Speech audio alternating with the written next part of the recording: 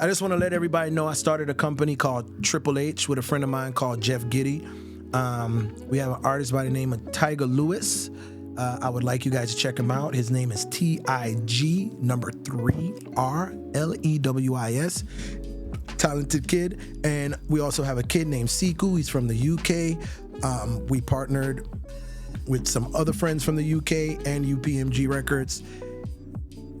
Yeah, SEKOU,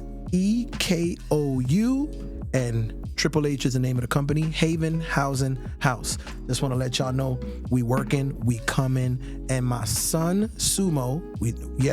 Me and Ray have a company called R3, and my son Sumo, he's a kid. He makes music like Baby Shark. So parents, you know what I'm saying? If you have a little kid and you're looking for something that you could play that is for kids but has a beat that you're like, you know what? I'm not this don't annoy me, go check out Sumo's World. He got some music out that's been actually doing pretty well, and we're super proud of him. Yeah, that's pretty much it. I'm Nick Young, Swaggy P, and you watching TFU Podcast. Let's go.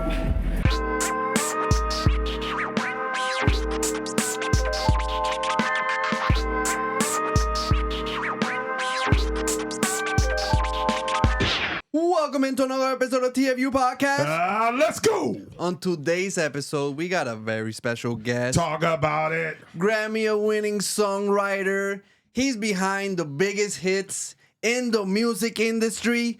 Theron Thomas in the house. Woo! AKA Uptown AP. Yeah, Uptown AP. Uptown AP. Oh my God. I love it. He went all the way back with it, boy. He caught me with that one. I love that. Yeah. Man, when we looked at your history, I felt like he didn't wrote every hit on the planet. I swear to God that you had your hand in it. You knew, like, you pretty much, are you the biggest guy in the game right now? Oh man, I don't want to use that. I don't want to say I'm the biggest guy in the game, because when it comes to those things, I let the people decide, because people will judge what they want to judge. But I'm pretty fucking important. I love it. You know what I'm saying? Talk that shit. I'm special. Right. You know what I mean? There's an anointing, there's a blessing, there's something on top of me that some days I don't even understand, because I'm not like everybody else. I love it. Yeah. I love it. And the person that I heard it from, who I consider like my brother, I look at this guy as like, I feel like he knows exactly what's going on in the music business, and that's Ray Daniels. Oh, man. And Ray Daniels, I know that you guys have this friendship, a business relationship, and that's your guy, man, and I love Ray. Man. He a blessing. I love Ray too. He's a blessing to me. My daughter is 22. She'll be 23 on December 30th. When I met Ray, okay, my daughter's mom was pregnant, so the baby was still in the belly. She wasn't even here. And from the day I met Ray to now, we have been inseparable. Got you. So and we became friends. We became friends in a way that most human beings wouldn't be friends. And he told the story, so I can't wait to hear it from your perspective. Okay. In my life, I live by signs. I go by signs. I look for them. Some people don't look for them. I look for them. I believe whatever people want to believe, but this is what I believe. I believe God talks to me in different ways. Got you. And I was about to quit music. Okay. I was at the end. I was like, yo, I'm writing songs. I'm broke. I got a baby on the way. I think I should go back to school or get a job, because everybody kept saying, you're so talented. You're so good. And I'm like, I can't be that good because nobody wants to pay me for it. So something's missing. And if somebody would just tell me what I'm doing wrong, I would do it. But everybody just keeps telling me, you're so awesome. And it was a guy by the name of Michael, a mutual friend between me and Ray, that I used to write love songs for my daughter's mom because I was flat broke and I couldn't buy nothing. So I would just be writing these love songs, never been into R&B or nothing. I would just write these love songs. And the dude, Michael, was like, yo, man, you be writing these songs. These songs is cool, man. I want to sing one of your songs. And I'm like, what is he even talking about? Not even grabbing my head around it, He comes to my house. I live Atlanta off of Roswell Road on the east side of Atlanta in an apartment complex called the Polo Club. Ray comes with Michael, and Michael says, yo, this is the kid, Theron, that is in the group with his brother, To Equip, that I told you about. First thing Ray says to me, first time I met him in my life, he says, oh yeah, man, that shit y'all niggas doing is whack as fuck, shawty. Ray is hilarious. And guess what? On a normal day, he might have caught me, and I would not have received that. Right. I might have been offended and upset, But he caught me on a day where I was looking for the sign. I was like, this dude wants to come to my house. My baby mama don't like me. I'm broke. I can't do nothing. She reminded me that I ain't shit. And everybody's like, you're just so good. I'm like, stop telling me I'm good. Somebody tell me what I'm doing wrong. And Ray said that, and I was like, man, can you tell me more? And he's been my friend that day, and he's been just, really coaching me to become, the LeBron James, Steph Curry, or whatever sport to become where I'm at right now. Just coached me all the way. And he doesn't make music, but man, he just knows, he always knows what to say at the time. He always tells me what I need to hear. And I'm grateful for him, man. That's my dog. Nah, yeah. Ray keep it 1,000, man. Yeah. But like you said, it's a method to his madness. And success is on the other side of uncomfort. So if all you hear, nothing you want is through roses. Mm-hmm. Nothing. You know what I'm saying? The roses is a result to the bad shit you went through. Mm-hmm. It's not like you go through roses and you get to a different, more beautiful flower. No. You go through the thorns, you get them, you cut them, you take them off, and then you present them to, that's how it works. So I feel like Ray has never, it's like your parents. Mm-hmm. Your parents tell you things you don't want to hear, but when it comes from your parents, it comes from a place of love. Yeah. And Ray being my friend, we both were broke, and we wanted to make it in the music business, and we were lost, and we were stupid. Mm-hmm. Not hands down, not like we weren't intelligent. At that moment, at that time, we were ignorant to so many things, which helped us at the time, Mm-hmm. because we made decisions that we shouldn't have made because we didn't know, which some bit us in the ass. And some got us to this point right here talking to you. Got you. So I love Ray, man. I don't have nothing bad to say about him. He's always like the North Star. Mm-hmm. Every time I'm in the music business and I'm like, you're veering off. I have a few people like Ray, but he's been my manager my whole career, and he's one person that he's like that North Star. He's like, hey, you lost. You lost. You better find your way home, nigga. And there go Ray. I'm like, okay, let me come back. You know what I'm saying? Like that. So I'm grateful for him. Mm. So you were born in the Virgin Islands. Born and raised in St. Thomas, Virgin Islands. Ooh, there it goes. Yeah, I hear it. A real rock man.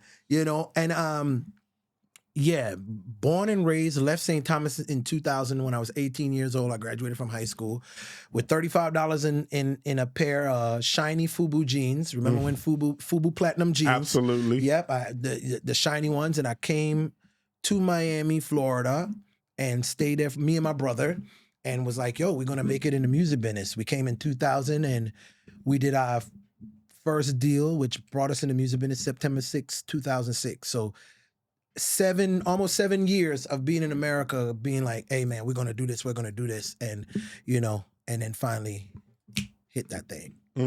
What kind of music was the group you guys were in doing? Oh man, we were a hip hop group. Okay. We were a hip hop group, man. We rapped, and it was weird because we would rap like the only rap that we were interested in when we were younger. So it's more like a New York type of hip hop type of vibe. And one of my best friends, his name is Benny D. He's Akon's DJ, and we all grew up in St. Thomas together. And I remember when we met him, he was like, "Why do you guys rap like New Yorkers? Have y'all ever even been to New York?" And we was like, "Nah, no, we've never been to New York."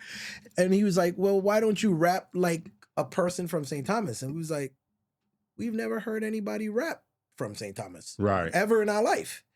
And he was like, so Benny was the first person who rapped in like the way that we talk, in my accent, like, you know, big man walking the tough, that he would rap like that. And me and my brother would be like, yo, that's cool. But I've never heard anybody do it. We didn't know that was even a thing. Right. And so me and my brother interpreted it, and we started taking on our own version of it. And funny thing is, that's the thing that got us big where we from. Like when we got super popping, me and my brother was like, okay, you know, rap, hip hop group, but like rapping in our accent, and we got real popular doing it. Got you. And then who were you guys signed for initially? Oh man, we wasn't signing nobody all them years. It was just me and my brother. All those years. Our first deal we've ever done was with Akon in September 6, 2006. We signed a Con Live, and in 2007, Akon took us to LA. We met our A&R Erica Grayson, who brought us to Geffen Records, and we were on Geffen in 2007, and we did our publishing deal with Universal in 2007 with Ethiopia. Oh, wow. Yeah. Had Akon already signed Lady Gaga, or that, because I know he had already signed her. He had already got Gaga, and he already got T-Pain. So he was hot. Oh no, this Akon's super hot. This is right before I Wanna Love You, Smack That drops. Got you. So I know you sold The Rain to him. Yes. 2006, that's your first song. That's the first song that we ever sold. So, man, that's a crazy song, bro. So, Hurricane Marilyn happened in St. Thomas, and I get dates wrong all the time. So I know somebody in the comments be like, you're wrong.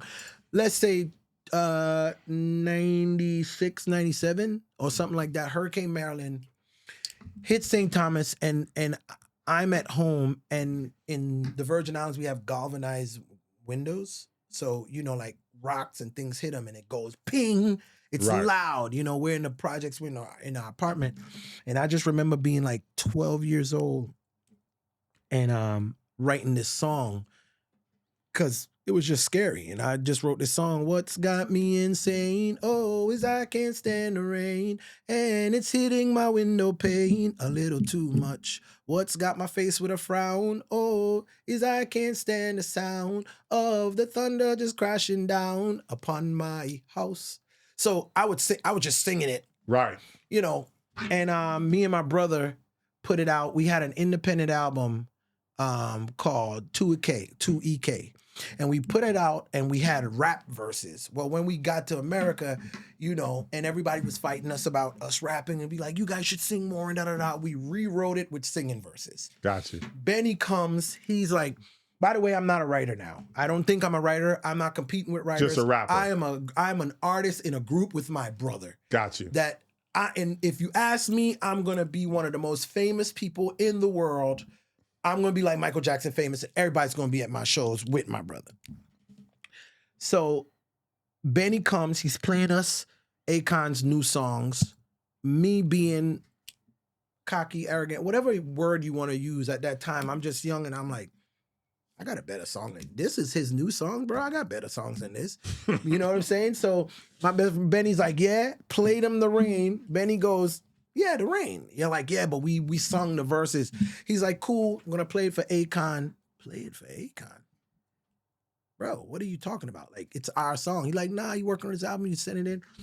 Played it for Akon. Akon liked it. Akon was like, yo, man, I love it. I want to get, it was me, my brother, Shanika, and Scrap. So for all four of us were a part of the song. Akon came in and said, yo, I want to get some publishing. I want 15% of the publishing of the whole song, not like from me and my, you know, of the whole song. So Ray is like, hell yeah, you have to give us $5,000. Again. So wait, now you already working with Ray. Yeah, I'm already working with Ray. You're already working with Ray. 2006, you guys are working together. Yeah. We started working with Ray like the beginning of 2005 because we had a manager and Ray had an artist. Okay. You know, and Ray's artist necessarily wasn't as focused as Ray would have liked him to be. And our manager was a great guy, but I think he had been in the business for a long time. And I think he was getting out of that. You need a kind of aggression in the music business. You know, you understand what I'm saying? Mm-hmm. You need like a sort of aggression. So we had a mutual friend named Tremaine. Okay. And Tremaine we're in the studio complaining about our manager. And Ray is complaining about his artists. Okay. Not to each other, but in the same room to Tremaine. And Tremaine says, what it seems like to me is that Ray needs to manage y'all and y'all need to be Ray's artists. Because it seems like y'all both have like problems with the same type of people and y'all both want the same things. And Ray had just been my friend at the time, you know. Crazy, it's like an example. It's like, imagine being with the best girl for you every day and you're like, yeah, but it's been my friend since the fourth grade. Right. No, this is not my girl. This is my friend. And then you talking about your female problems and what you want. She's talking about her male friend. And then one friend says, I think y'all should be together because y'all sound like y'all want the same shit. Mm-hmm. And Ray was like, we both looked at each other like, would you even want to do that? And Ray is like, oh yeah, I'll be down. And we was like, why not? You know, Ray started giving us the game, like the game that he always gives us, right? And we was like, let's try it, you know? And he became our manager like middle of, I want to say 2005. Okay. And by the way, he never seen us perform live. He knew we would come and write songs. He knew we were talented. Right. And we worked hard. But he didn't really understand the level of, he didn't know, like, he's just like, this is my boy. And I let him use my studio. Mm-hmm. He would let me use his studios. He was like, yeah, come and record a lot. And bruh, his artist had a show and was like, yo, y'all should come and open. And we was like, cool. Me and my brother my dad used to make me and my brother perform 2 hours a day, every single day. Mm-hmm. And we couldn't go outside to play till we performed for 2 hours. So even to this day, whether you know an RCD song or know who we are, if you come to a show, you'll be like, what the did I just watch? That is insane. Who are, you know what I mean? And we get this reaction. Anybody that's never seen us, it's the same thing every time. So Ray goes, he's like, it's in Atlanta. He's like, oh my God, these guys are weird. They're from the Caribbean. It's like rap and it's like, people are going to boo them. Oh man, what am I going to do? And we perform and we killed it. Killed it to the point that after we performed, people left the club. By the way, they came for the artist that Ray was managing. It was his night. When we got off the stage, people went home. Right? And so when people went home, and it was like a thing of like, you know, it was like one of those things like the next morning, I never forget, it was 9 a.m. in the morning. Okay. And Ray comes to our apartment. Me and my brother got an apartment. At this point in time, we're young enough to, why are we up that early? Why are we up at 9 a.m.? You know, now, you know, I'm an adult with kids. I'll be up at 5. You know what I'm saying? But at 9, he knocks, we open. What's up, Ray? He's like, nah, bro, I ain't been able to sleep, dog. I got to talk to y'all. He's like, okay. By the way, I remember when he met me, I wanted to quit because everybody, I was like, what he saw what I've been hearing my whole life. Mm-hmm. You're so, oh my God, you guys are so live. Oh, so when he was excited, me and my brother was like, cool. Right. I mean, we kind of been known we was fired I'm glad you got to see it, but this is what we do everywhere we go. And so he was just like, I think I know why y'all haven't made it yet. Okay. And we was like, why? He said, y'all performing, but y'all been performing in front of the wrong people. Nobody that could cut y'all a check or do nothing for y'all life has ever seen y'all. And we was like, you right. We just been performing in front. He's like, every day y'all get up, I want y'all to get up, put on clothes, and we're going to go out and we're going to make one R City fan a day. We might make more, but we're going to get in my car. We're going to drive around the city, and y'all are going to do that to every nigga with a checkbook in the whole city of Atlanta. Like, cool. I mean, we don't care. Right. You know? And so said, so done. Jumped in his Tahoe, black, rolled around the city, and performed and auditioned for every single person, and not even trying to get a deal. It was just like, yo, this new group I'm doing. You know, they write songs, they do all of this. And so I come from freestyle era, right? So we would be in the studio and you would be playing a beat in the background, and the whole time Ray's talking to you, I'm like writing a song on the side, and he was like, "Yo, man, you should let my boy, you should let my guys take a crack at it." Oh yeah, this beat right here, they'll name some big artists at the time. It's for cool. I got an idea. You got an idea to this beat, and I would freestyle a whole song, and they would be like, "Wow." So again, ignorance, because we was fast not because it's like, oh, everybody's fast. We thought you had to be fast. We thought like outside of the music business, people move like this, but when you get in the big time, you can't, then we found out sometimes it takes people a month to write a song. Right, exactly. Yeah, we didn't know that. So we was impressive, not because we was trying to impress people, because we thought everybody else did it that way. And we thought if we didn't do it that way, they would send us back to St. Thomas. Got you. It's like, oh, these guys can't cut it. They can't make it in the big time. They can't even, it takes them 4 days to come up with a good idea. We didn't know. So we was just in there doing stuff in 5 minutes, and then it became our thing. We just got good at being fast. Wow. So Akon loved the record. Yeah. And so did you guys even understand when he was like, I want 15% of the record? Y'all didn't know. And was Ray still with the label, or was he not with the label yet? He wasn't with no label. Bro, we was 3 nobodies. Okay. Ray had a little something because he had an artist that was signed to Jive. Got you. And he did a little one too. We were nothing. No, listen, Ray knew a couple people, but we were nobodies. Got you. Ray Daniels, Theron Thomas, and Timothy Thomas all became millionaires and changed our life at the same time together. You understand what I'm saying? I love it. Yeah, we're all welcome in the rooms and the parties. And the funny part is, me and Ray have this argument all the time, and I try to be better sometimes, and then sometimes I don't care, because I'm more humble with it. Like, so I'm kind of like, as big as I am, you gotta know me to know me. So a lot of times I might be in a room with some people who are like, I'm just a regular guy who's here, and then somebody says, bro, you know who that is? Bro, they're like, yo, bro, and I'm like, I don't feel the need to tell you. Like, I feel like if you're in the NBA, I think you would know who's a good coach and who's a good this, because this is what you want to be in. If you want to be, my thing is, if you want to be in the music business and you want to be big, how do you not know who the big niggas is? There you go. That's not my fault. I love it. Drug dealers don't have to advertise they got good crack. Good crack sells itself. There you go. Good coke sells itself.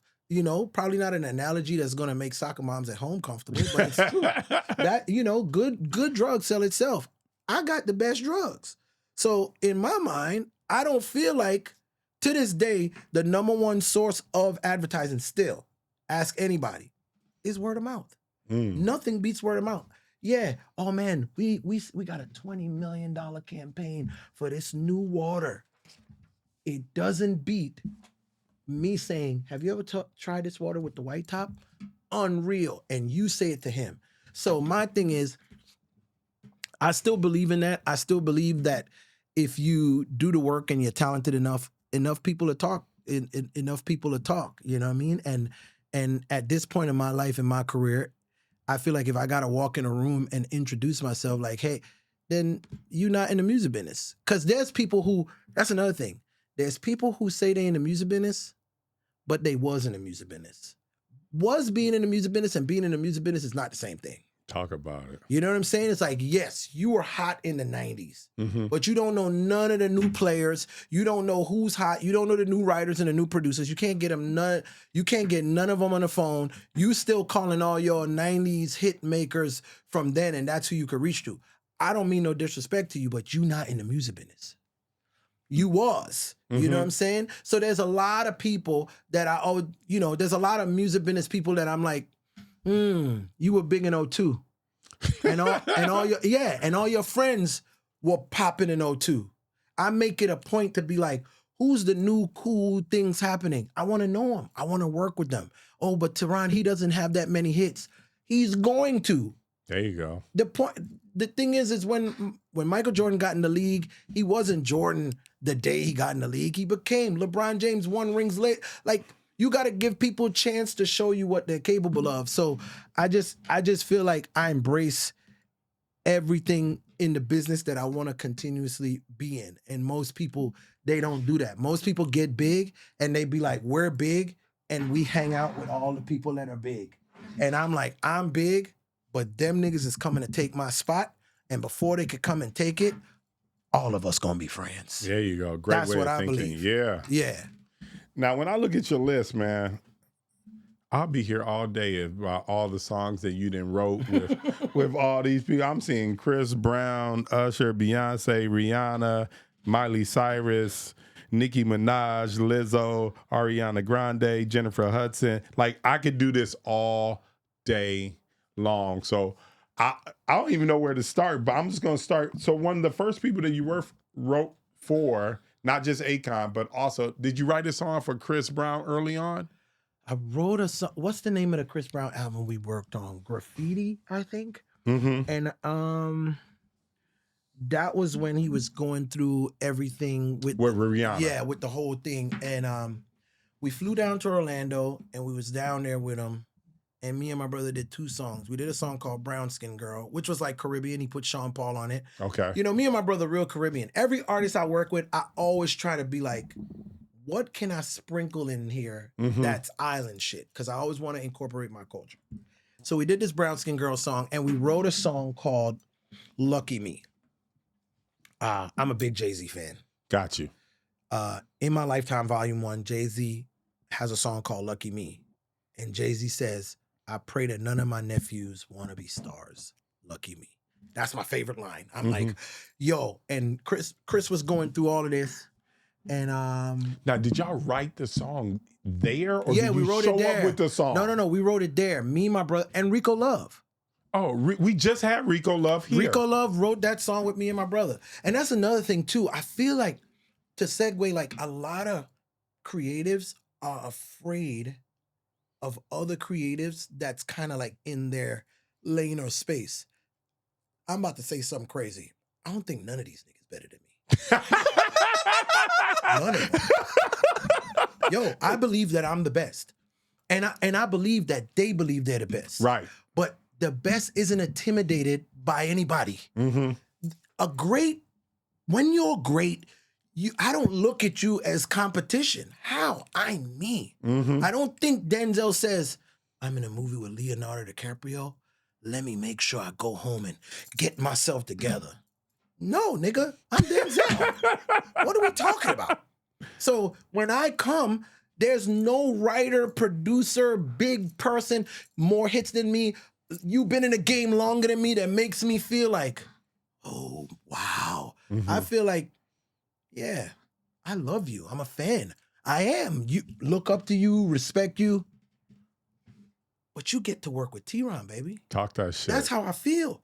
And I feel like most of my counterparts, I see it, they're so in competition that they don't I want to work, bro.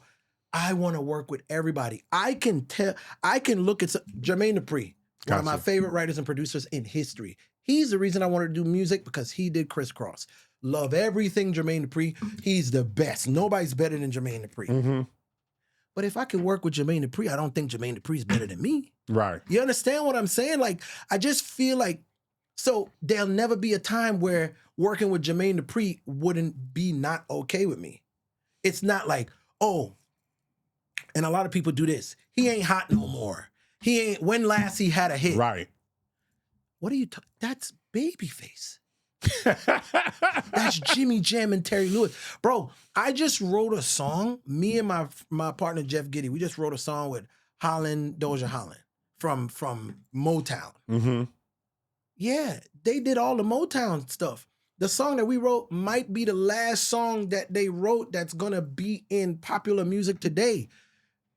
It's like, if you know how to ride a bike, you never not know how to ride a bike. Mm-hmm. You wrote hits for a millennia for a time. You don't not know how to at least formulate. You don't not know how to be a part of it.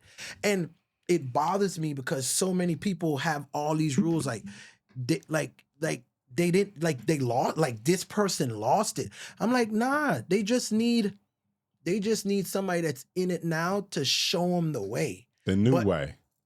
You're not going to tell me that Smokey Robinson still don't have fire melodies. Smokey Robinson might not know how to talk like a 13-year-old kid. Right. Yeah, but that don't mean, because if that's the case, then why are we sampling old things they did? Yeah. Why are you going back to use things they did? All you're doing is taking what they did and making it current. Well, what they did is still what they do. Why are you not working with them? I don't understand it. I'd be like, what are we doing? How do we look at somebody that shaped our childhood, that inspired us to do this, and be like, yeah, but what's the last thing they did? I don't give a fuck. I don't care. You know what that nigga did when I was 13? Right. I'm still like, I just get really passionate about this because it makes me mad that we treat people who've worked and did incredible things like they regular when we feel like we don't need them anymore. Gotcha. And I don't think Michael Jordan will ever be regular, nor James Brown, or Jimmy Jam and Terry Lewis. Jimmy Jam and Terry Lewis, when I won Songwriter of the Year at the 2024 Grammys, introduced me, you know. And they said, Theron Thomas. And then I just posted it and they commented under the thing. And I had a panic attack. I was like, I told my wife, I was like, yo, babe, whoa, yeah, I don't know them. We never worked. These are people that paved the way and shaped the lane and made the runway smoother for a black kid from St. Thomas to come in and be in the same conversation. So I just wish that more people would be hot longer if they could remove their egos, because when people get hot, most times they're like, it's my moment. Right. I've been hot since 2007. I don't think people realize I've been in the 20 game. years. Bro, hits still. I think my last hit was last year. I'm like, bro, you know, not last hit ever. Just the last hit that I had was last year. Not just like hit, like the biggest hit of the year. Mm-hmm. The biggest hits of the year last year was Die With a Smile, Bruno and Lady Gaga. Dope record. Okay, Bruno and James Fauntleroy. Shout out to James Font. And APT, me. Amy Allen, Circuit, Bruno and Rosie. Crazy record. Yeah. Crazy record. Love that record. So I'm just like, yeah, but I feel like, and to all the people working, you got to embrace new, because this is the thing. Okay, this is the thing. When you're getting older, or when you're transitioning, or you're like getting cold, you can ride the wave of heat. This is my problem with people who've been hot. People who've been hot, they're still trying to come in a room and tell everybody they the shit. I'm like, no, it's his turn now. I just gotta stand next to this nigga. Right. I don't have to do much. I just have to embrace him and come with ideas. That's it. I don't need to prove. I wrote We Can't Stop at the 12 studio in Atlanta, Georgia, with my engineer Prince, just me and him, and a beat by Mike Will, all alone by myself. Nobody was there. I did it. I don't need to prove to anybody that I can write a song by myself. I don't care if I don't care. But Theron, the song got 15 writers. See, that's your motherfucking problem. I don't care.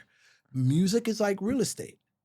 If I own a piece of prime real estate and properties, it don't matter if I own real estate with you, own it with you, as long as I got a piece. Right. You know? And as long as my percentages is right, then I'm like, bruh, I always tell people, I wrote a song with you. I wrote a song with you. I wrote a song with these two people. That's 4 songs. All 4 songs are on the charts. You got 1 song on the charts. You got a song on the charts. They got a song on the charts.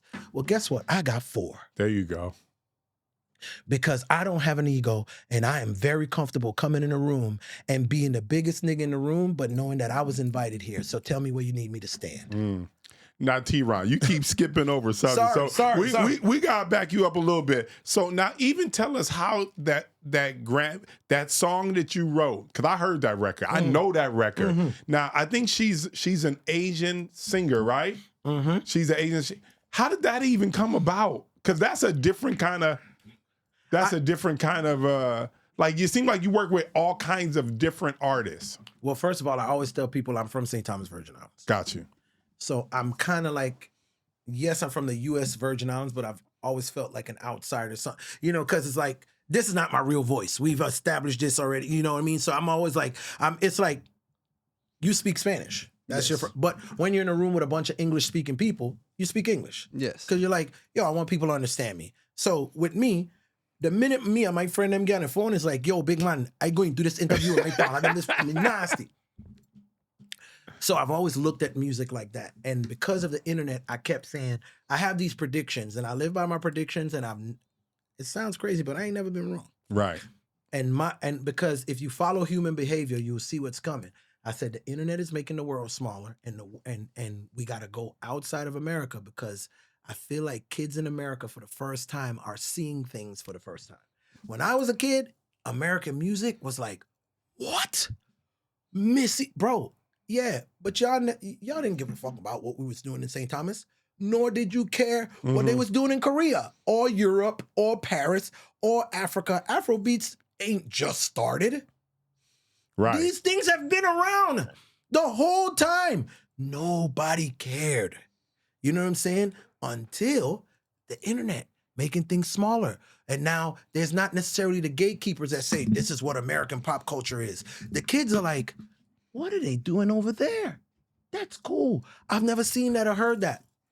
So I was like, yo, man, I think this K-pop thing gonna be really, really big. So I started going there, and it wasn't like it was the big, I just was like, and then I started messing with Korea, Japan, India. I started messing with places with Asia. I started working with more artists from the UK. You know what I mean? And I was like, yo, not everything blew up. Not everything was big. I just was like, y'all don't understand.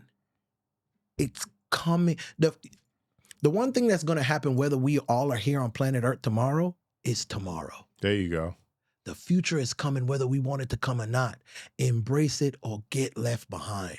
And I don't want to be left behind. So I started traveling and going to Korea and learning about the artists and the culture and this and the that. And I got the opportunity to write a song for one of the members of BTS. His name was Jungkook.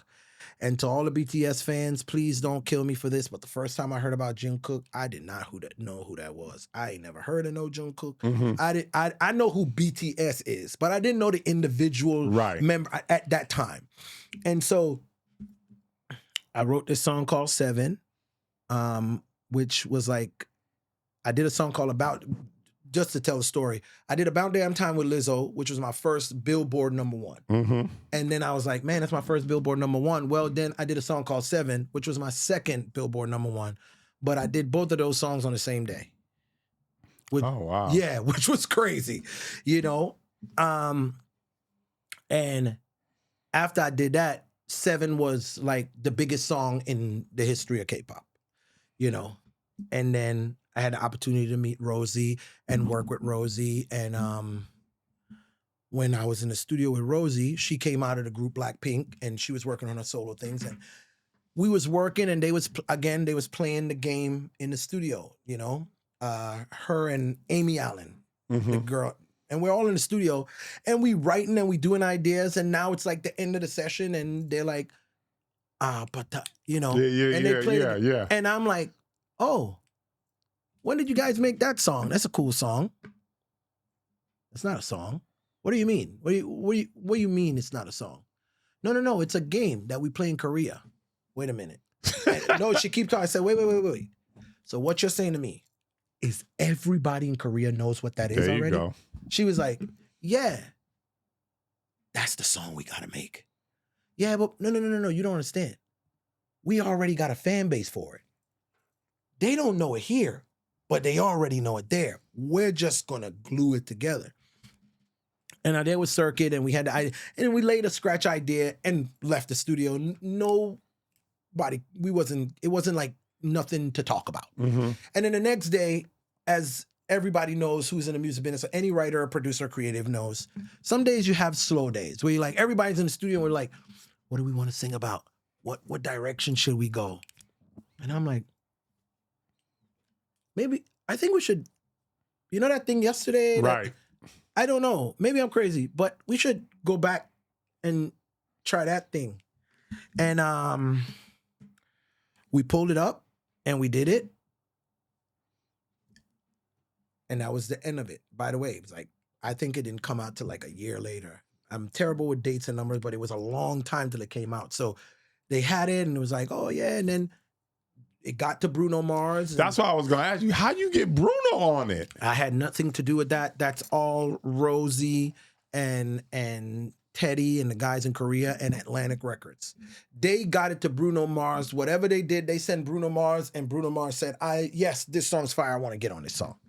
Bruno Mars got with Rosie. They did it, and it came out. And it was like, hey. Out of this world. Out of this world. And it's crazy, when that record came out, I think he had a song with Sexy Red at the time. And he had the Lady Gaga. And Lady Gaga. All three of them at the same time. All at the same time. I was like, and they were talking about, I think at that time on Spotify, he was the most streamed artist at that time because of all three of those records. Yeah, he was going crazy. Yeah, he was going crazy. Bruno Mars is a special individual. I don't think we're gonna see another music creative like him for a very long time. I think he's the best.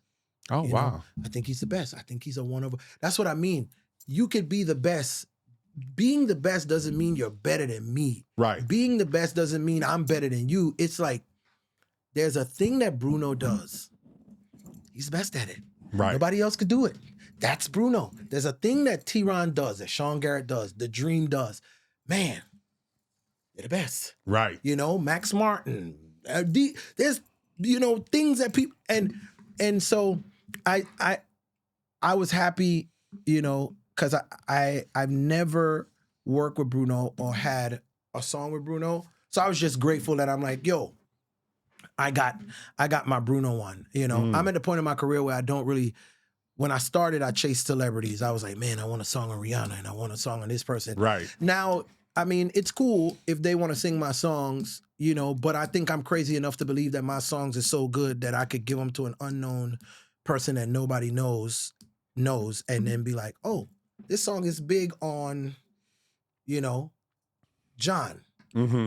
Yeah, because I think I'm that good. You know what I mean? Right. I believe in myself. I'm confident in what I bring to the table. But I would still love to work with all, when they call, I show up, I work with them. It's awesome. But I'm not in that business of like, yo, man, I just really want to try to get these songs out to Beyonce. Because I'm like, if the next door neighbor got a good voice, I'll let her sing them. Right. I'd be like, hey, Beyonce had, when Beyonce wasn't Beyonce. A good song is a good song. And Beyonce wasn't Beyonce till we heard no, no, no, no, no. There you go. We all got to start somewhere. And I'm willing to start with people. Now, you talked about being from the islands. And okay. No. Can you finish the story where you were talking about how the JC song influenced you to working with Chris Brown and his comeback? Oh, Lucky Me. Yeah. Oh, yeah. So, well, Jay-Z said the song is basically, I pray none of my nephews want to be stars, Lucky Me. Chris Brown was going through what he was going through. And so Lucky Me was inspired by that song. And we wrote this song about it's like, yo, bro. And I've done that before, too. I did that with When I Grow Up, too, which I wrote originally for Britney Spears, but it ended up on Pussycat Dolls. Yeah, okay. Yeah. So Lucky Me the song was more like, we was in the studio, me, my brother, Rico Love, and conceptually we was at this, where I was like, sometimes we all want things and we don't know what all comes with it. And it's like, it was more sarcasm, satire. It was more like, not Lucky Me like, oh, I'm a lucky guy. It was like, man, I don't know if you want this luck right here. Right. You know what I'm saying? And so that was the inspiration for that song. Not a hit, but still a song that I love. I always go back to like the deep cuts and the album cuts that I did for people, and I always ride around in my car, and I always have these visions that some brand or movie is gonna be like, use it, and then it's gonna blow up again. Cause I be loving these songs, these like songs that people don't normally play because it's not the big songs. And I'd be like, man, I wish people just took the time to play that one because, man, that one has so much meaning, so much depth. I really love it. But, you know, yeah, that was the How story was it behind like working with Chris Brown? I love Chris Brown. You know what I mean? I always tell people Chris Brown can backflip into a nene. He's a I mean, let's just, you know, I love Chris Brown. You know, I say this. I'm a father first, so this is gonna go to my point. Chris Brown has been nice to all of my kids. He sung happy birthday to my son. He'll make a video for when he met my other son when he was younger. He gave him a hug. He talked to him. If you nice to my babies, oh, bro, I show up for you every time. Chris Brown could call me right now, AT. Hey, man, can you come to the studio tonight? He was nice to my babies. There's no negotiation. You don't have to go through nobody. You don't have to talk to management. You don't have to set no schedule. You was good to my babies. So, how do I feel about Chris Brown? He's a great guy. You know, when I bought my house 6 years ago in Atlanta, I was like, I love art, but I don't know too much about it. But I like when artists do art or different things. And I said, yo, you know what I'm gonna put in my house? All the singers and artists that I know that do cool things and have cool hobbies, I'm gonna put it in my house. So I was like, yo, Chris, you paint. Yo, can I have a painting for my house? And bruh, Chris Brown, I think, gave me a painting like as big as this thing in the back. Wow. Bro. And I was like, okay, thank you so much. And I have it up in my house. You know what I'm saying? And so he's the first person that gave me one. Lenny S owes me, if he sees this, Lenny S owes me a photo that I want to put up in my house. I want a Lenny S photograph, official Lenny S, something Jay-Z. Jay-Z's my favorite artist, so I want that.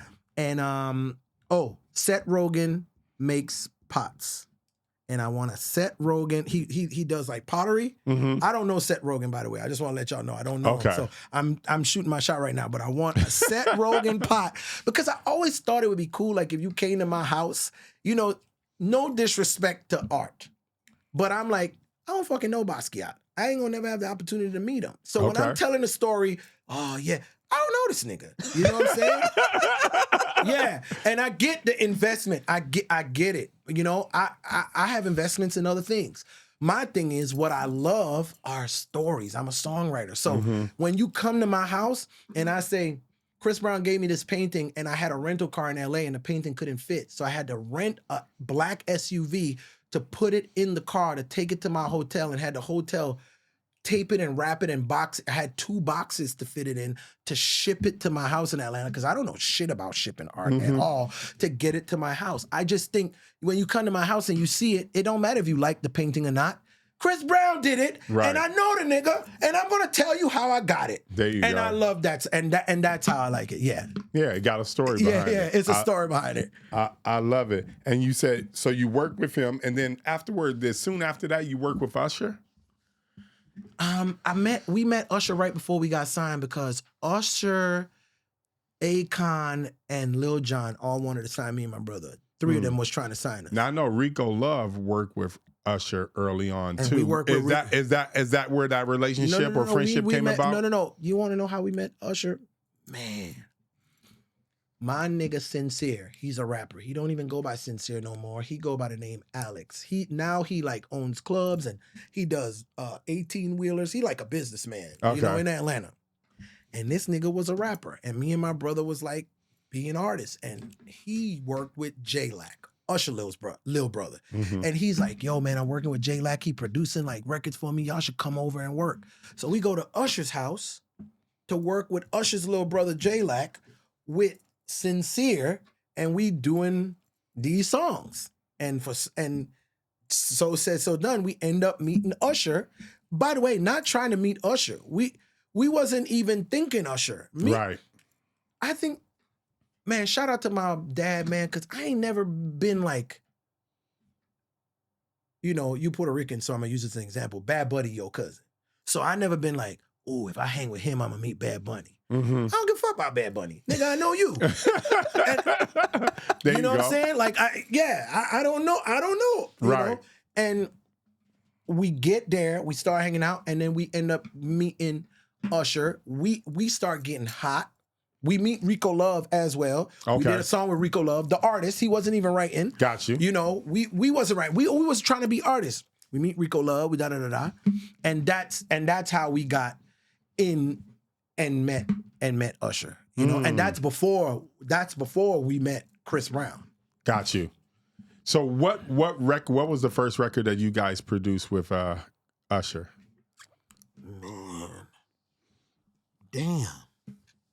I want to say it's a song on T.I.'s album called My Life, Your Entertainment. Okay. My life, your entertainment. I talk it, but I walk it, but it's something. I don't remember. It's so long ago. I think that was the first Usher thing that we got, you know. But I think the first Usher song hit that we did was I Don't Mind. Oh, okay. You know, crazy story about I Don't Mind because we was all in the studio working, and we had a session with Katy Perry. And me and my brother are super excited because it's our first time working with Katy Perry. Fuck yeah. And she's on her way to the studio, and Katy Perry was like, yo, we gonna work, and did 2-hour vocal warm-ups. So she came to the studio and went in like to do like 2-hour vocal warm-ups. And we was like, fire. No. That was, like, damn. We just like, you know, it was just like, oh my God. 2 hours. She's a superstar, Right. bro. She's different. Like, and we're like, well, we might as well do something while we wait. And, you know, Dr. Luke likes to pick up his guitar and start playing things, you know, and he starts playing something and he starts playing this melody. And I'm like, I start singing, da da da da, but I had a different lyric, like something super lovey-dovey, sappy. And he was like, Theron, that's terrible. I'm like, what? That's Dr. Luke? Yeah, he's like, Theron, that's terrible. He's like, it's already soft. You can't put soft on soft. You got to put edge with the soft. You got to mix it up. I was like, what? So literally frustration, which sometimes is the best thing in the studio. I was like, what the fuck you want me to talk about? Strippers? He's like, yeah. What? Exactly. That's what you should sing about. What? Okay. And another story like this happened with me and Luke. And I go in the booth and I'm like, okay, shawty, I don't mind if you dance on a pole. That'll make you a hoe. Shawty, I don't mind. You know? And I was like, this shit is actually fucking good. I got chills when you sang that shit. Yeah. I was that like, shit's crazy. I was like, this shit is actually good. And there was another friend writer in the room by the name of J Cash. Okay. And you know, we going with the ideas, and J Cash was like, yo, T, man, I got this idea, man. I think it'll be dope. I'm like, yo, give it to me. That's what I'm saying. Like, when you're in the studio, I think I'm like, I want all the great ideas in my session, in my song. I want it all. Give them all to me. If y'all gonna fight about percentages, that's lame to me. Give me the good ideas. And he goes, gonna make that money, money, money, your money, money, money. I said, nigga, that's great. That's insane. Lou, like, everybody's like, whoa, this is insane. And so we did it. And as soon as we did it, we sent it straight to Usher. And I was like, hey, bruh, I think I just killed it. I think I got it. You know? And I think that song made a lot of people upset because it was like Usher singing about strippers and loving them and all of that. And then the whole idea of the record was I was like, yo, hip hop is coming. Hip hop was coming. Like, you know, it was big, but no. It was about to. And I'm like, you know, nobody had used the Migos melody on R&B and none of that yet. Okay. You know? If it was she hit all those ad-libs and everything. I was like, including hip hop and Southern culture, knowing what Usher was, and I was just like, yo, young niggas date strippers. Yeah. Yeah, because back in the day in the 80s with rock and roll artists dated porn stars. That was a thing. It was cool. Rappers date strippers. I was like, bro, that's young now. The melody is pretty, but by the time you catch on, because people would love the song, and then I would get people all the time like, yo, I just kind of caught on to the lyrics of this song. Man, what the fuck? You know, and, you know, but I understand what writing for a younger demographic means. I understand that younger people think different than older people. Sometimes I make songs be like, you know, I always say like my wife is a great indicator on when I nailed it because I piss her off. Oh, okay. Oh no. I wrote a song with Luke, kind of like another I Don't Mind story, called Big Energy for Latto.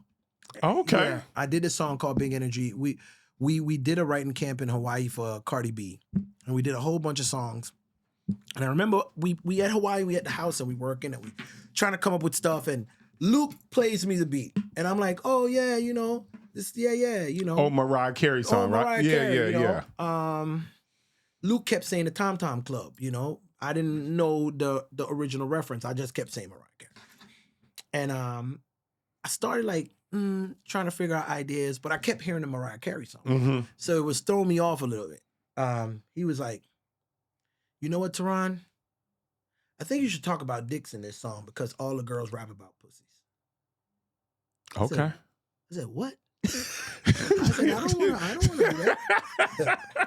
I don't want to do that. I don't want to do that. I don't think I feel comfortable doing it. Right. Yeah. Yeah. He's like, it's going to be big. What? This nigga always trying to do some weird shit. And in Hawaii, on the property where I stay, in the house, I go back to my place and I remember I was watching, I was binging Game of Thrones. I had never seen it, so I'm binging Games of Thrones. Okay. And I'm in there watching it, and then I'm like trying to wrap my head about this concept that Luke has in his mind. And I'm like, oh my God. And I stopped the movie. Like, it's throwing me off. It's driving me crazy. I'm like, what? I'm like, you know, but he's been right a lot. And when you're right a lot, I'm like, I should at least try. Because sometimes he starts off and I'm like, I don't know. And I'm like, he was right about that one. So I'm like, And I go to Twitter and I see a tweet says, damn, I love a nigga with big dick energy. This is uncomfortable. Yeah. I read that tweet. But that's what, remember I told you, but signs. Right. I was like, it has to be that. Okay. It has to be that. That's a sign. In no other time would I have seen that. I paused the show, I don't even have Twitter now. I don't even use Twitter. Right. I just went and was like, that's the first thing I saw. And I was like, I have to say that. So anybody knows me, I don't really write. I freestyle everything. I do everything in the booth, right? But this time I had my phone and I was like, bad bitch, I could be your fantasy. I could tell you got bad bitch, I could be your fantasy. I could tell you got big dick energy. That's it. I got it. That's crazy. So by next day I come to Luke. We did like 22 songs for Cardi B. Okay. None of them was sold. And I remember us leaving Hawaii and I'm like, damn, I sucked, huh? I didn't nail it. And Luke is like, Theron, out of all the songs from Hawaii, I think that's the best one. I think that's good. I said, oh, so I wasn't bad. I'm like, yo, okay, well, what do you think we need to do? And you know, we got it to Latto. Latto heard it and loved it. How'd you pick Latto though? Who makes the decision on who we're gonna give it to? I don't. Okay, so it's not that who makes the decision. Latto was at the time working. She had bitch from the South. She need, people hit me when people are like we try to cross over. We want to do it's like we've hit the ceiling. It's like, yo, we've done everything. We're so hot in this space, but we need to get out of this space and bring the world to our space so we can have more eyes on us. Got you. And I get called for that a lot. That's what I'm known for. And Jennifer Drake, Jen Drake, who's now at Interscope, was like telling us about Latto and da-da-da-da-da. And it was like, Latto's looking and da-da, and wants to be big. And I'm just like, all the rap girls, not all of them, but all the rap girls who call me and they want to work with me, I'd be like, everybody say they want to be big. I said, Nicki Minaj is the biggest, right? I said, well, guess what? You can't be Nicki Minaj without Starships. Okay. You just can't. Right. By the way, not her most important song. Not when you talk about a Nicki Minaj fan, they're like, stop. No, it opened her to a new fan base that got to see like, oh shit, we've been sleeping. I would have never gone and looked at this if I didn't hear this thing, but she's actually fucking the best at that thing. So I'm like, hey, we don't get Umbrella without Ponder Replay. True. We don't get Drunk in Love without no. Right. And so, I'm like, we have to, everybody has to hit that point where they like, yo, bro, I've been feeding the hood, I've been feeding the streets. Oh man, my fan base is this. But they got to get to a place where they like, okay, we want to try to, we want stadiums, arenas. There you go. We want to get bigger, and bigger means embracing uncomfort.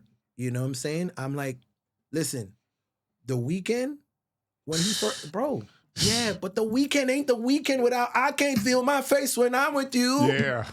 You don't get to stadiums without those songs. You just don't, bro. Listen, never can say goodbye. Yo, Michael Jackson, man, ice cold. The Jackson 5, ice cold. But Thriller Michael Jackson, bro, it's a different approach to making music. It's a different outlook on sonic. It's a different outlook on melodies. It's a different outlook on subject matter. There are certain subjects that are only there. Listen, bro, there are songs that white people make that niggas is like, I know that ain't for us. I'm a music person that grew up like in all kind of music, but my friends, when I came on the block and I was trying to play them, yo, there's this song that I saw on VH1 that I think is cool. Black old sun, won't you come and wash away the rain? I used to sing that, and my friends would be like, what kind of fucking devil fuck you say? Like, these are black people in the hood. They like, the black sun. Come on, get our fuck for. That's how they would feel, And it's same thing with like certain hood songs. It's like, yo, it's for who it's for. It's for the demographic, right? The people that relate to it. Right. Let me not even say who it's for. I'm not saying it's for black people, it's for white people. It's for the people that relate to the subject, right? And then there's these songs. Well, the songs that cross has a relatability to both parts. It might not be the lyric, it might be the beat, like Katy Perry, Dark Horse, which is her biggest song, not because I didn't know Dark Horse was like an underdog. I didn't know that's what that meant. A dark horse is like the underdog, right? So, but Juicy J was on the song. It was 808s. It was hard. I heard that on V103 in Atlanta. I was like, what the fuck is Kate? But it crossed into a different demographic of people who normally might not, who probably don't know Katy Perry for Fireworks or I Kissed a Girl. You know what I'm saying? And when you're making music, you just got to get to a place where you're like, I have to get comfortable with getting bigger in my business. It's like, do you want to be mom and pop forever, or do you think like, you know something? I think we could be Target. Yeah, well, Target, you know, I mean, I know we're not fucking with Target right now, but you know, I don't. But it's technically everybody. But it's for everybody. Right. It should be. Right. You know what I mean? Like a Walmart, like an Amazon. There you go. You know, so I say when you're trying to grow, and growth isn't for everybody. Meaning, there's people who have been here and had the best careers ever. Ever. It's like ever. It's like, bro, yo, I would rather be here for 45 years, for 6 years, and then here. So there, you know, I'm not saying everybody needs this. I'm just saying, if you call me, this is the only place I'm trying to go. So you guys get the record to Latto. To Latto. What happens next? Latto hears the record. She likes it. She goes in with her team. She cuts it on her own, you know, and she does it to fit her more. You know what I'm saying? Because there was and that's another thing. It was a big hoopla behind that song with like writing lyrics. And we sent, me and my friends who made that song, we sent Latto a skeleton. Hey, this is the idea. This is what we have. We think it's great. Latto heard the skeleton. Latto kept the parts that she felt were great and changed the song, changed parts to be like, okay, this is what Latto would say, adding on to what you said and taking out like, yo, bro, I wouldn't say that. You know what I mean? And she did it. And I think we got to a place where we thought it was great. And again, Luke was like, man, it's really good, but it doesn't have any melody. And if it don't have no melody, it's not going to be that big. We need a melody, and if we get a melody, it'll be big. And me, Ray, and Luke have a writer called A1 LaFleur. She's a girl from Georgia. And she, you know when you're living with something forever, sometimes you can't see, like, we're like, what can we do? Oh. A1 walks in the studio, was like, perfect. Hey, A1, we're working on this song. Again, bro, it's like, it's not like, oh man, but we're gonna have to give her public. Like, nobody has those fucking conversations. Nobody thinks like that. We're like, oh, hey, A1, hey, we got this thing, da-da-da-da. We think it could be big. We need a melody. What do you think? Oh, I think I got something. She went in the booth. Got that real big energy. Got that. Right. We did it. You understand what I'm saying? And then, so we finished the record. It comes out. I think when it came out, it wasn't received as well. Again, because the fan base at first was like, what the fuck? What the fuck is Latto on? This shit is bullshit. Right. And RCA kept working it, and it became a huge record, incredibly streamed, big song. Mariah got on it, and it became this big moment for her. And again, I always tell people, man, don't worry about the fans. People don't know what they want till you give it to them. There you go. Like, I went to the store. I did not go to the store to buy this shirt. I promise you. This shirt, white, tan, button-up, see-through type of shirt was not on my fucking Christmas list that day. I went to the store, looked around, and was like, oh, man, that's cool. You understand what I'm saying? And I feel like as people and as creators, when we're creating art and we're doing our thing, I think the most important thing to do is create your art, trust your art, and give it to the people and let them decide. Because, man, I like to break this down. This is one of my favorite things to break down to artists, right? Okay. The most selling album in the history of music is Michael Jackson Thriller. Michael Jackson's Thriller sold 50 million records worldwide. But for this argument, he sold 50 million records in the United States of America. There's 365 million people in America. That means 315 million people did not fucking buy Thriller. Right? You need 500,000 people to go gold. 1 million people to go platinum. And there's 50 states in America. 50.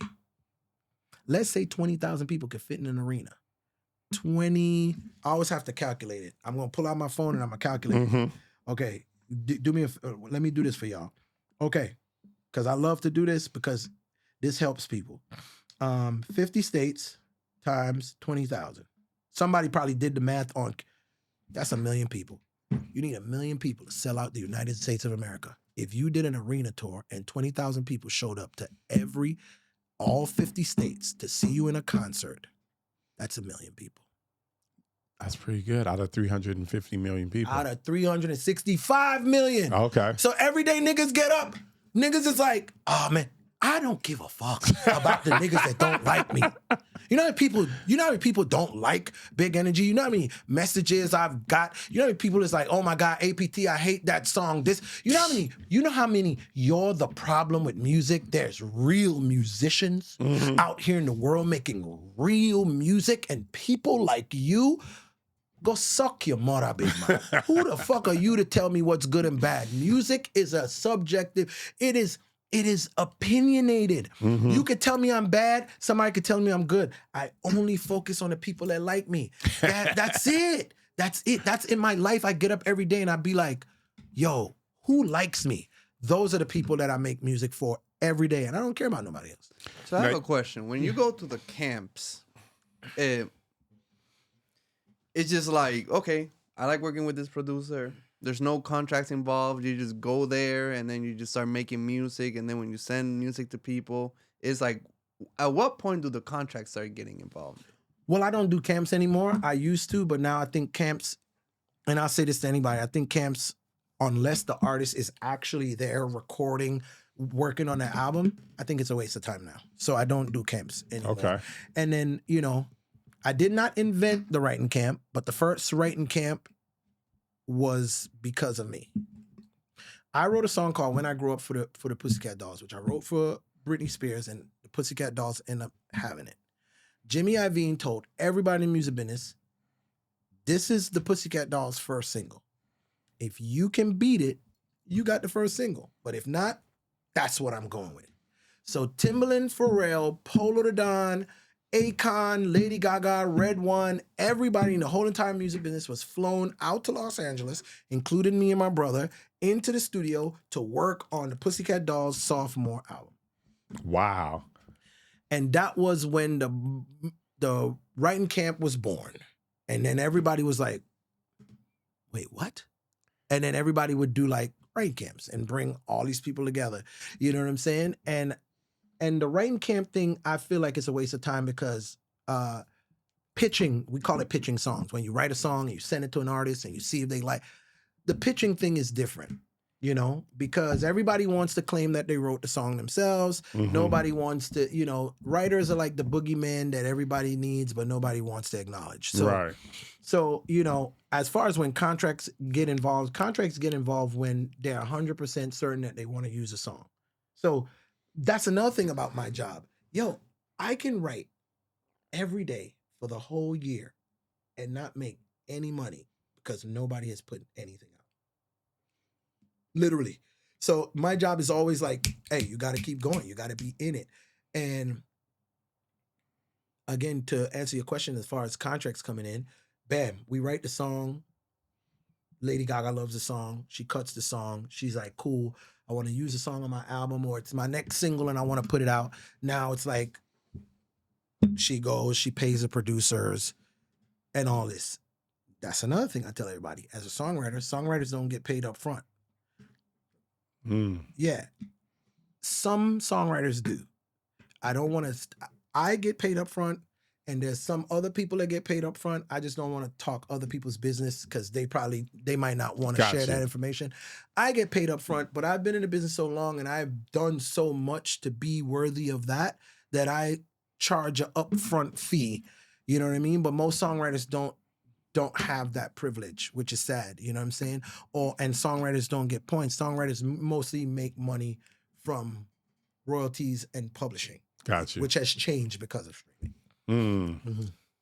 Okay, so then sometimes if you have a song, okay, Lady Gaga thinks this is an album song, Beyonce thinks it's a single, who do you give it to? Beyonce. Because she thinks it's a single. Oh, bruh, you people don't understand. In this new world, I'm not coming to the studio to do track 13 when So you ask them initially, where do you feel this song lies in the album? You don't ask them initially. Nowadays days, you're in the studio with the artist. Okay, I get in the studio. Let's say I'm in the studio with Rihanna. Me and Rihanna were in the studio. We write 10 songs. Rihanna likes 3.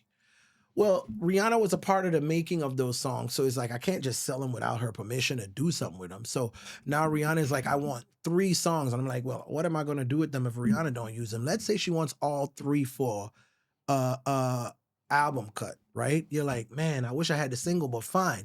The thing about nowadays is music is so different, and the way music is consumed and used and how it blows up is so weird that track 13 could be the biggest song on your album. You just picked the wrong single. So you could put out a song and everybody buys your album and be like, yeah, we didn't like that song, but that motherfucker right there. And then there's a TikTok dance and then it blows up and you're like, if I wasn't on the album, I wouldn't have that opportunity. Got you.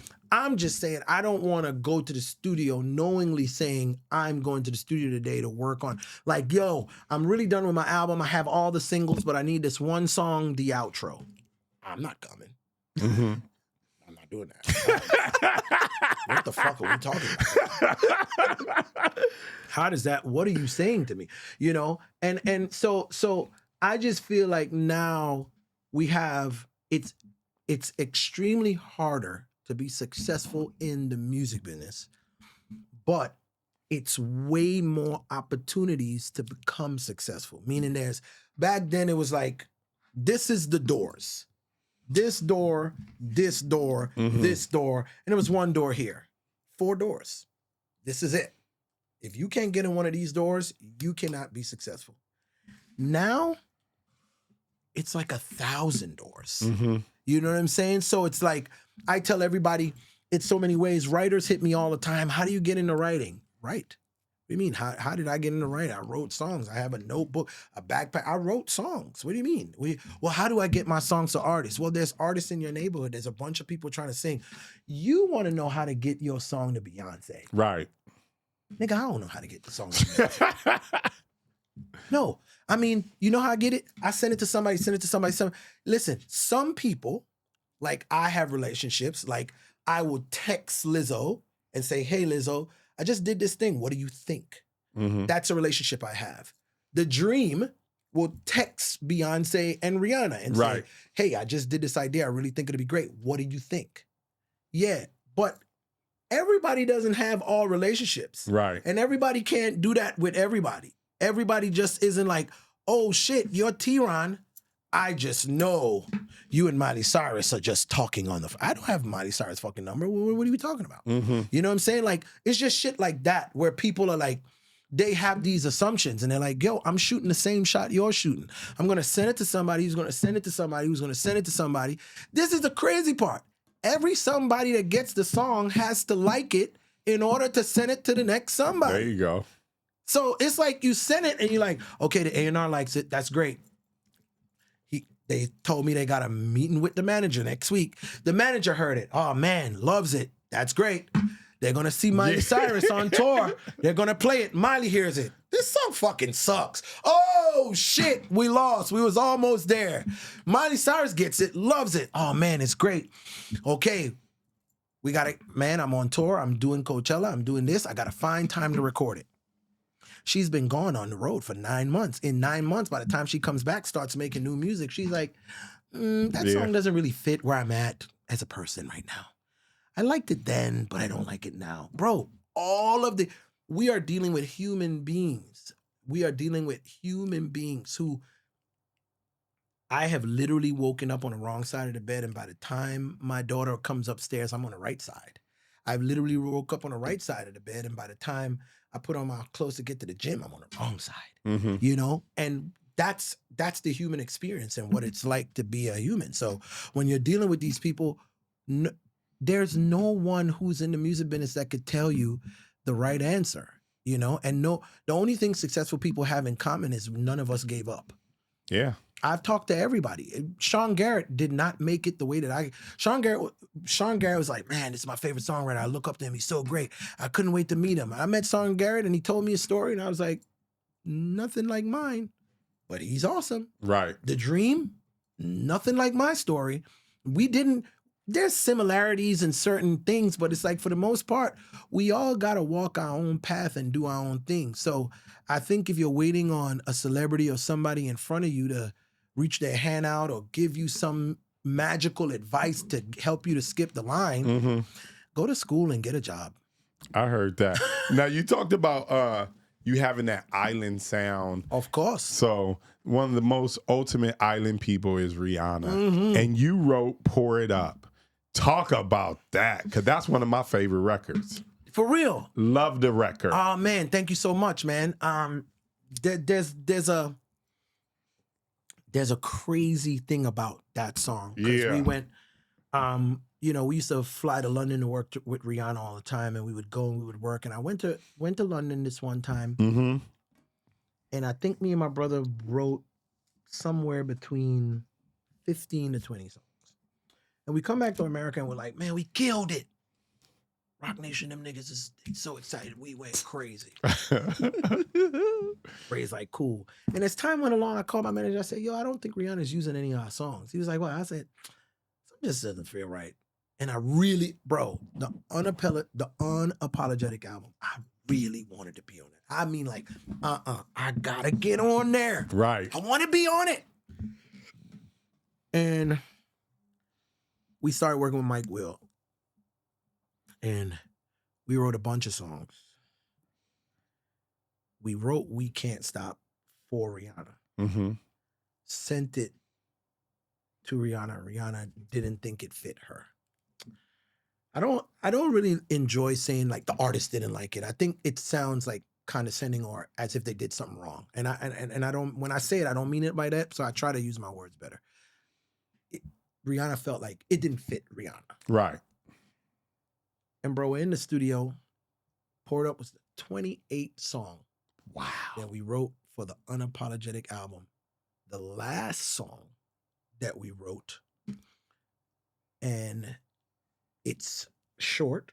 It's one of the first hit records in this generation that was like 2 minutes and change. You know, like how all the songs are under 3 minutes. It was one, it wasn't like that on purpose. It was like that because Boo was like, man, I gotta write a bridge. And me, my brother, and Mike Will was like, man, we tired of writing songs for Rihanna, bro. Nah, bro. We ain't doing nothing else, dog. If she fuck with this, then we'll write a bridge. That's really what it was. If I'm being frustrated as fuck. And but the night before we wrote that song, the ASCAP Awards was happening in LA. And we was like, yo, we was winning something for something. I don't even remember why. And we went and they were honoring Quincy Jones. The first and the only time that I've ever met Quincy Jones in my life. And if anybody knows me, I'm addicted to my phone, literally. And I was outside on my phone in it. Quincy Jones passes me. He walks up to me and he taps me. Hey, young blood, how's the music writing coming? He knows you. I don't. See, we was at the ASCAP Awards. So I don't know if Quincy Jones knew me or he just know this is the ASCAP Awards. You understand? And everybody here is probably a writer. So in my dreams, Quincy Jones knew There you me. go. But in reality, it could have just been it was the ASCAP Awards. I'm being honest. And I was like fucking lost. Good, Mr. Jones. Good.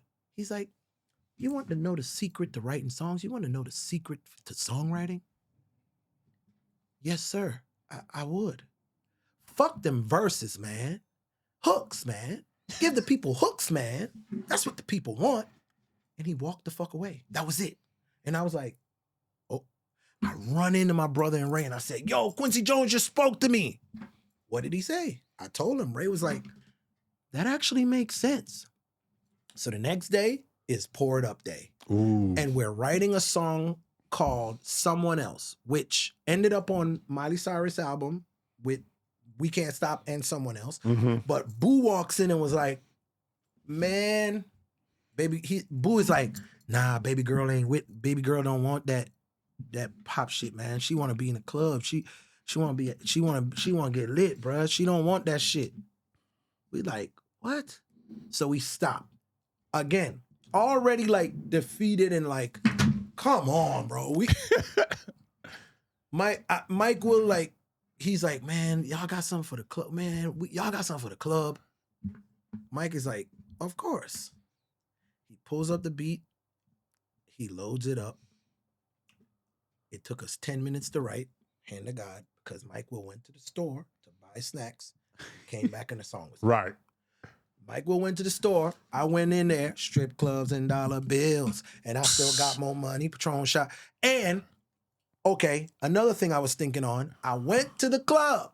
And when I went to the club, I realized whenever songs by women came on, men left the dance floor. Mm-hmm. And I didn't like that. I was like, I'm not writing songs for you to sit. No. When I write a song, everybody got to dance. So I said, the new independent woman does not pay her own bills. Women have been paying their own bills for a long time. Mm-hmm. I think the new independent woman wants to do what a man does. So I said, we're going to write a song for a man that a woman's going to sing and men aren't going to feel comfortable screaming the words. Because men don't want to sing, all my single ladies, all my single ladies. True. But you know what men will say? Strip clubs and dollar bills. All day. And I still got more money. Patron shots, can I get a refill? Now, strip is going up and down. Like, so wrote those parts and was stuck. Was like, damn, it's good, but it ain't a hit. But it's good. And my brother's like, Theron, I have it. I have it. Yeah? Go do that fuck, my boy. You know, me and my brother real. Right. My brother run in the boot.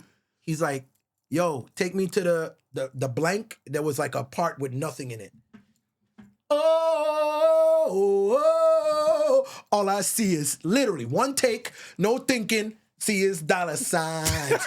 I'm like, oh, like I'm dramatic as fuck. Anybody knows me, I'm like, we're the best in the world. And then Mike comes back. Mike is like, God damn, but you know, shit. Press play. Mike says,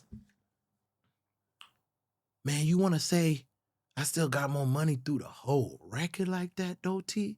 I said, Quincy Jones told me don't write no fucking verses. There you go. Just write hooks. It has to be this way. He was like, shit, cool. Mike is a chill. Mike, the coolest thing in the world. He like, cool, you know? And then Boo came and was like,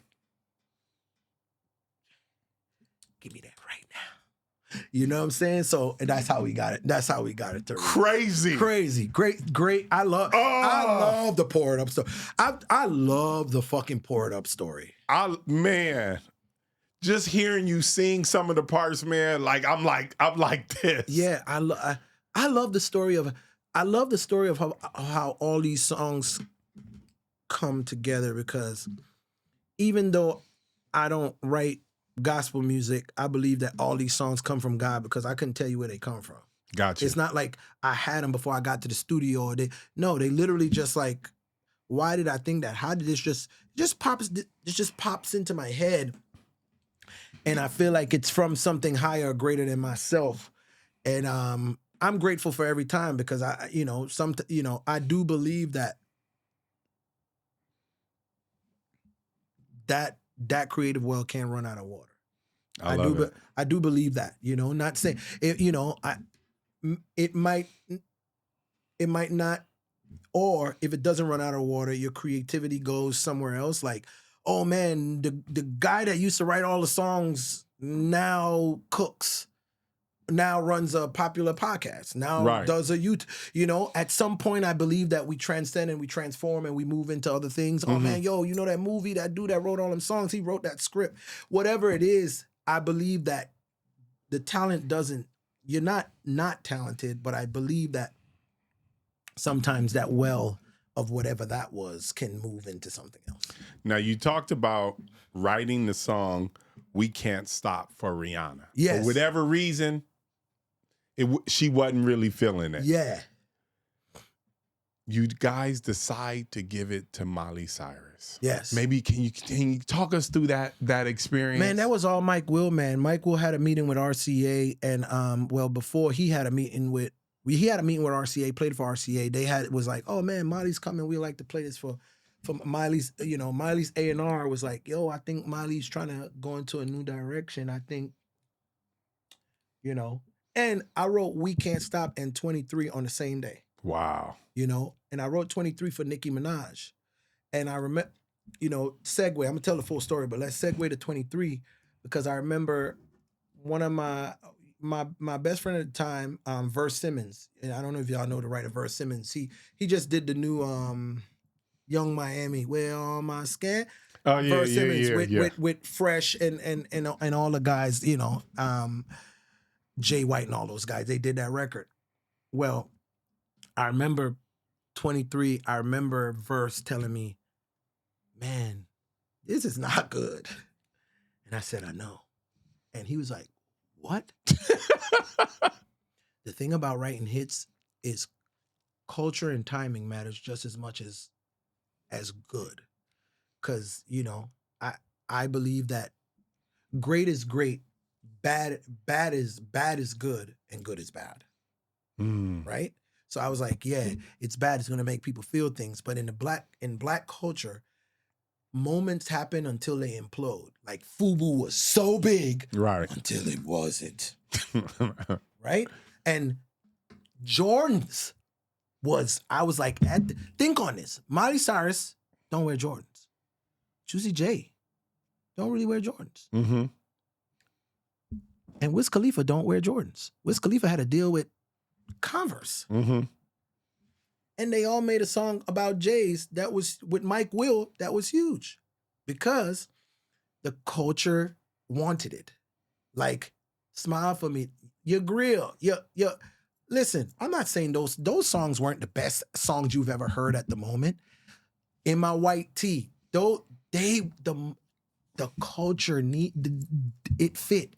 Whatever's happening in culture at the time, before it implodes, before it gets stale and lame, if you make the song, people are gonna be like, we need it. I didn't even know we needed it, but we needed it because that's where we are. That's where we want to be. So, he goes, he gets Miley Cyrus. We cut Miley Cyrus on a song. Are you guys there in the room? Yeah, we're in the studio with Miley, at Nightingale in LA. It's me, Mike, everybody, we're there. And Miley is cutting We Can't Stop. And I never forget this conversation, man. I love Mike Will, man, because Mike Will wants to be great. He wants to be great. And he called me and he was like, man, Theron, I really love this song. I just don't think it sounds like a hit no more, man. I don't know what's wrong. I said, what? What do you mean? He said, I don't know, man. I don't know. I just don't know the magic there. And bro, he probably, I don't know how many times, but Mike Will mixed We Can't Stop like a lot. Because he was like, something. And no one are ever gonna know if mix one would have worked or you know what I mean? But the dedication and the passion that he had to be like, Theron, we can't drop this one. We can't drop the ball. We can't. It gotta be great. I just admired that about him. And I thought it was amazing. And We Can't Stop came out. And We Can't Stop changed our life in a lot of ways. It wasn't just that we did Miley Cyrus and We Can't Stop still is like a classic. Huge classic song. Classic as fuck.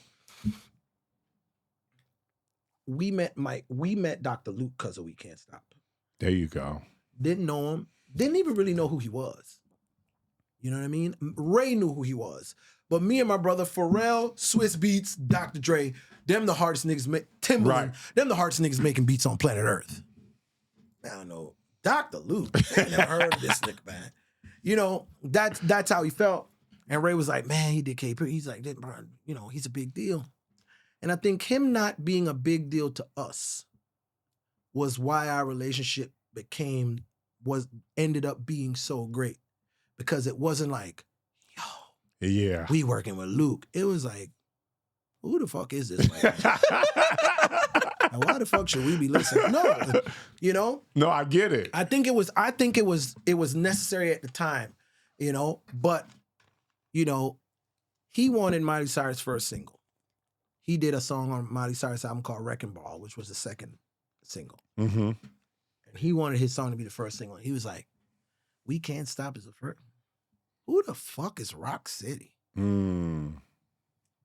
And we had a mutual friend named Groove. And Groove was like, oh yeah, you're going to be working with Rock City, man. That's crazy. You're going to sign them. They're going to be big, man. I think that. And he's like, no, we working on songs. He's like, songs, man, fuck that songwriter shit, man. They better artists than they are songwriters. I like them better as artists than songwriters. If Luke was like, what? So we came and we started writing songs. And then Luke is like, if we made songs together, what would it sound like? And my brother's like, and we started making music. And then we started making music and we make Locked Away, you know, which is one of my billion streamers, which is a number one record in like 100 big record, 100 in some countries with Adam Levine.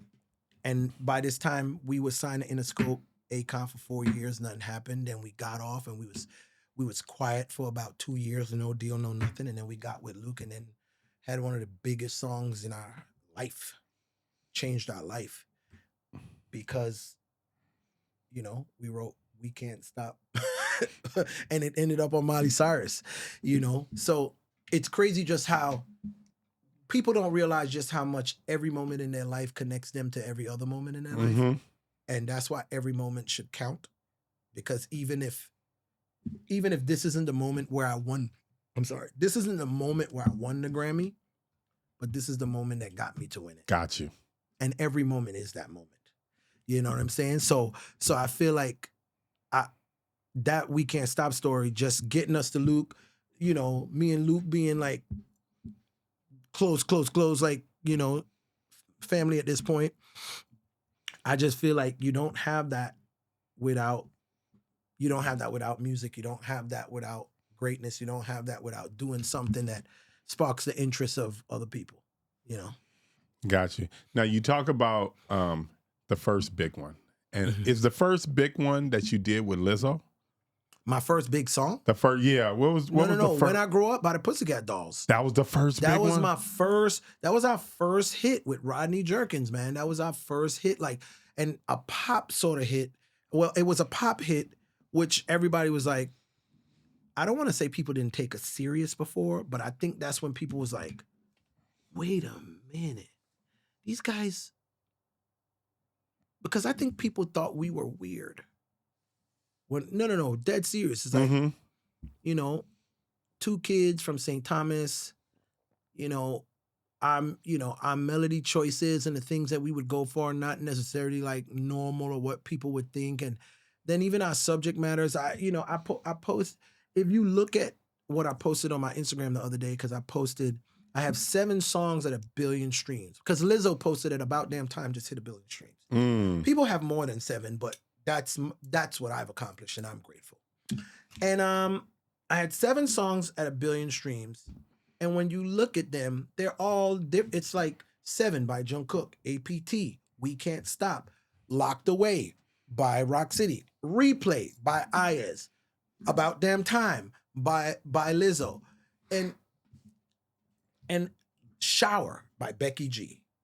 You wow. know? No, but all of these songs are different spaces, different people, different things. And none of our songs, it's like, that's why I don't listen to people. I just trust myself because, yo, my kids, they love me. My kids thought About Damn Time sucked. Like, Dad, what are you doing, bro? What is this? Like, for real. Imagine if I listened to them. Right. Those are my children. I love them. You know what I'm saying? Some songs that my wife would be like, that's what you're going to send them? And I'm like, I know that this is an opinionated business. And while I'm in the room, only my opinion matters. Because I only need my 500,000, my 1,000,000 to do what I need to do, to change my trajectory, to change my life. And guess what? I got 7 songs at 1 billion streams. But bro, I have so many songs that you would consider hits. Best Friend, Doja and Saweetie. Right. We have that. Yeah. Tap In. That's my best friend. Tap In, Saweetie. All My Life. Dirk, and J. Cole. Oh, that's you? Yeah. Oh, My life. Oh, I They've love been that trying- record. Thank you. Yeah, you know what I'm saying? So Damn. No. I'm really good. No, it's true. Talk that shit. Yeah, no, I it is. love that shit. You know, like I feel like we've been taught. I don't think humbleness means that you can't acknowledge that you are. You know, like, cause guess what? All my friends know.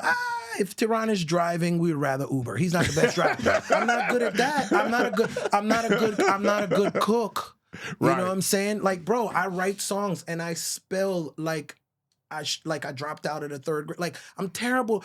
I am not good at a lot of things. But the thing that I'm good at, don't deprive me the right of acknowledging that motherfucker, I'm good at Talk that shit. You know I what I'm love saying? it. You know, so I again, with me, yeah, going down the songs and where it started and how things came about and the why, you know what I'm saying? Like, you know, even small songs, like my favorite song, one of my favorite songs I did is a song called Music for Love by Mario. And by the way, Yeah, bro, we got that on the bro, list. it's like yeah. a classic R&B song that people are like, wait, you did Music for Love? Mm-hmm. And then it's a song, and then I did 2 songs for Doja, a song called Like This with her and Gucci Mane, and a song called Rules. But when girls find out that I did Rules, girls are like, what the I was like, yeah. And I did it. I love Cash Doll. Mm-hmm. I don't know why. I think because I just found out we're both Pisces because I was in the studio with her. And I have been trying. I'm like, bruh, I love Cash Doll. I really fucking think I could give, I think I could give Cash Doll a record. And I wrote Rules for Cash Doll. By the way, I just met Cash Doll like 3 months ago. I never met her. I don't know her from a can of paint. And Rules is like a 6 to 7 year old song. When I was doing it, I was like, nigga, Cash Doll, she's the one. I don't know what it is. I just love Cash Doll. And I did this song and it became this cult like Doja Cat classic, which opened so many other doors because I went through a phase where before 7 for Jungkook, if you notice, all my songs are with women. But like not my whole career, but it was a lot of women and women. Well, there was an artist, I don't want to mention their name because I probably work with them and have more hits, so they don't even know the story. I went to work with this artist, and this artist kind of wasn't happy that I was there and said, does he even know how to write songs for girls? That's what she said. And I left very upset. Like, it made me so mad. And I came home to my wife and I said, I'm not writing no songs for no niggas no more. I'm not writing songs for dudes. I'm only writing songs for girls. Fuck that. Proving a point. Okay, watch this. And so I did Level Up for Sierra. I did Juice for Lizzo and what's the song? Tempo for Lizzo. And then Doja Cat and Saweetie and Big Energy and About Damn Time. And then everybody was like, man, he's a guy that writes songs for girls. He doesn't really write songs for dudes. Yeah. And then I did 7 for Jungkook, which was a #1. So I was just like, and again, I know, oh man, you don't have to prove yourself to people, and I get it. But as a human being, and I'm honest with myself, I read the comments and I see what people say. And some of it is like, what the fuck do you know? And some of it, that shit, I have feelings. I'm like, I'm butthurt. I'm butthurt, bro. I'm like, I'm up at night thinking about Green Wall 768 from Wisconsin said. Right. Yeah, right. nigga, he said that. Okay, motherfucker, watch what I'm about to do next. Talk that shit. You know what I'm saying? And so, I do all these things, and everything that I do, it serves a purpose and has a purpose. And the good part about me is like I say my success is because I still think they're gonna send me back to St. Thomas. I still believe that they're gonna be like, yeah, bro, you had a run. You're not that good. You and your babies and your wife, y'all go back to St. Thomas and y'all go figure something out there, but you can't cut it here.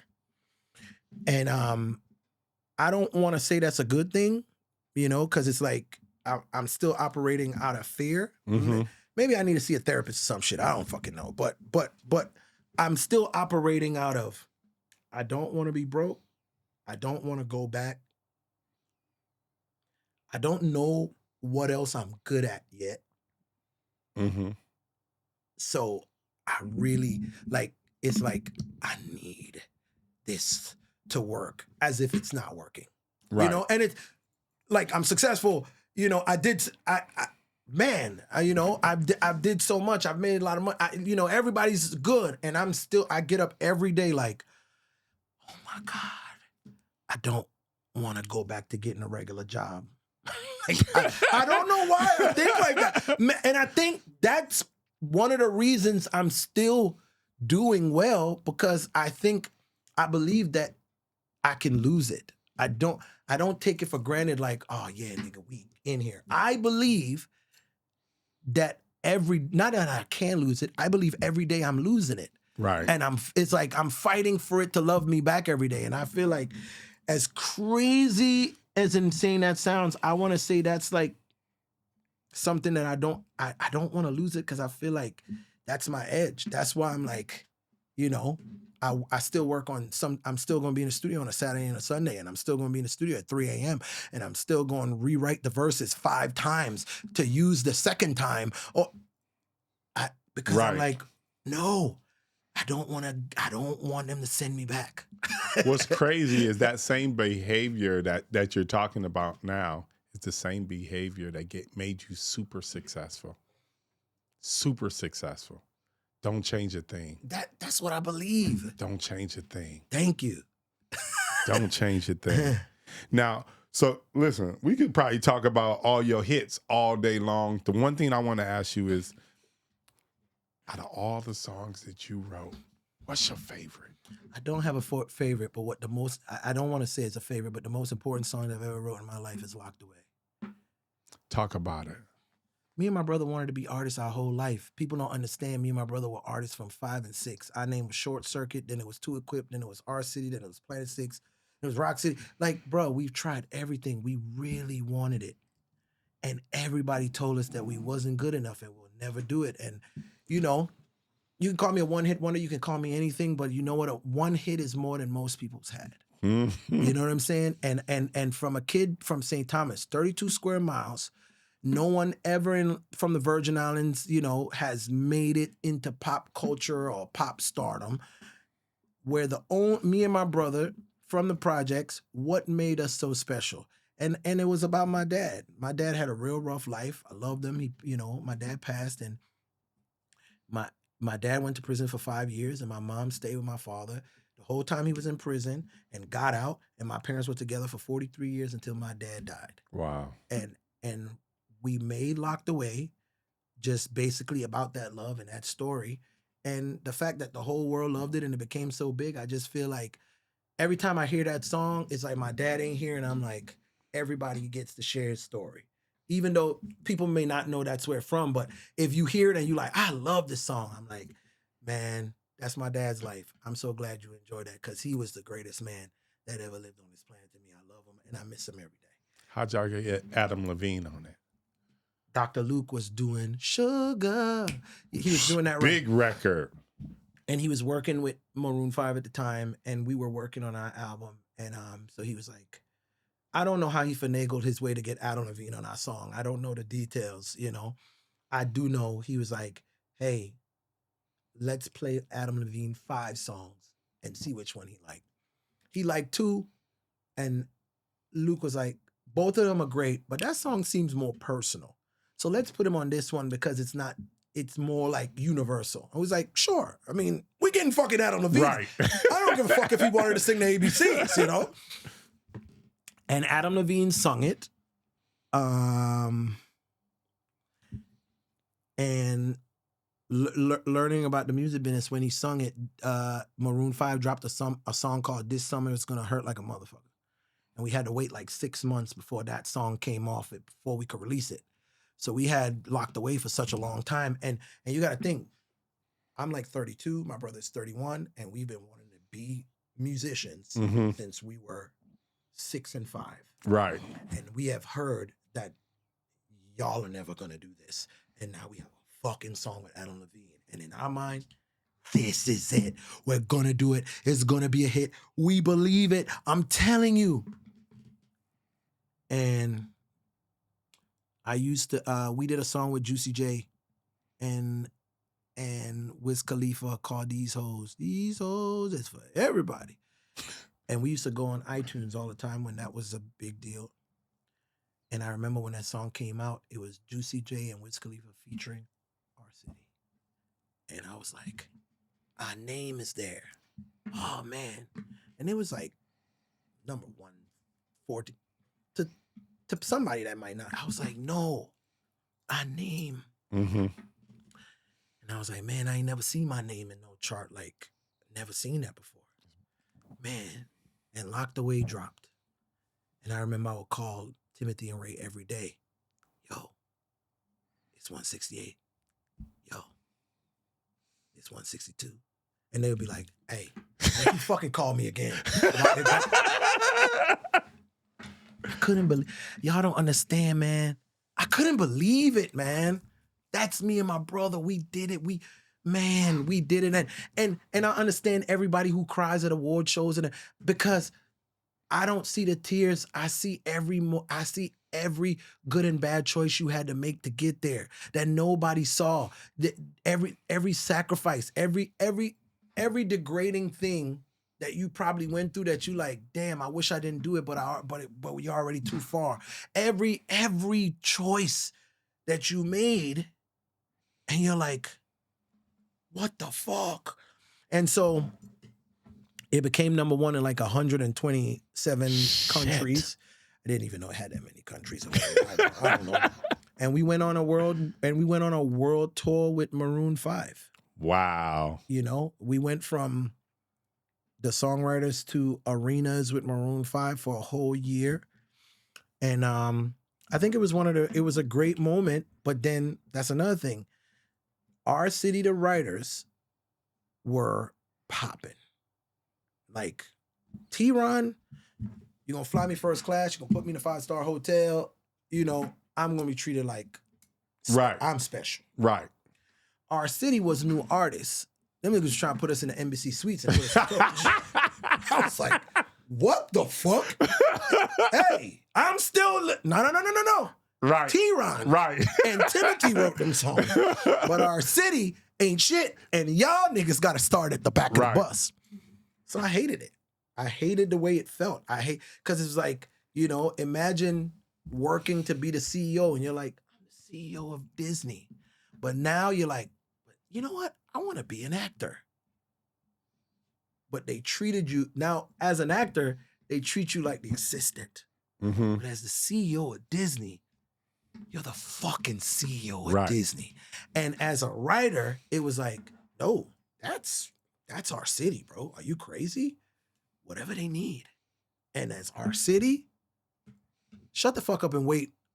You know, just Taylor Swift is on. Like, right. What? So it was just, it was something that took some getting used to. I'm not offended or mad, but I just wasn't prepared for. I didn't know that's how it would be. And it just was like, what the it was really, really weird.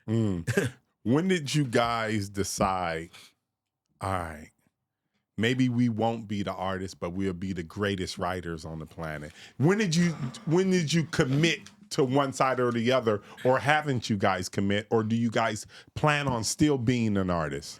We still artists, man. We working on a new album right now with Luke, and we're about to drop a song. We got a song coming with Ira Star called Pray that we're really proud of and we're excited about.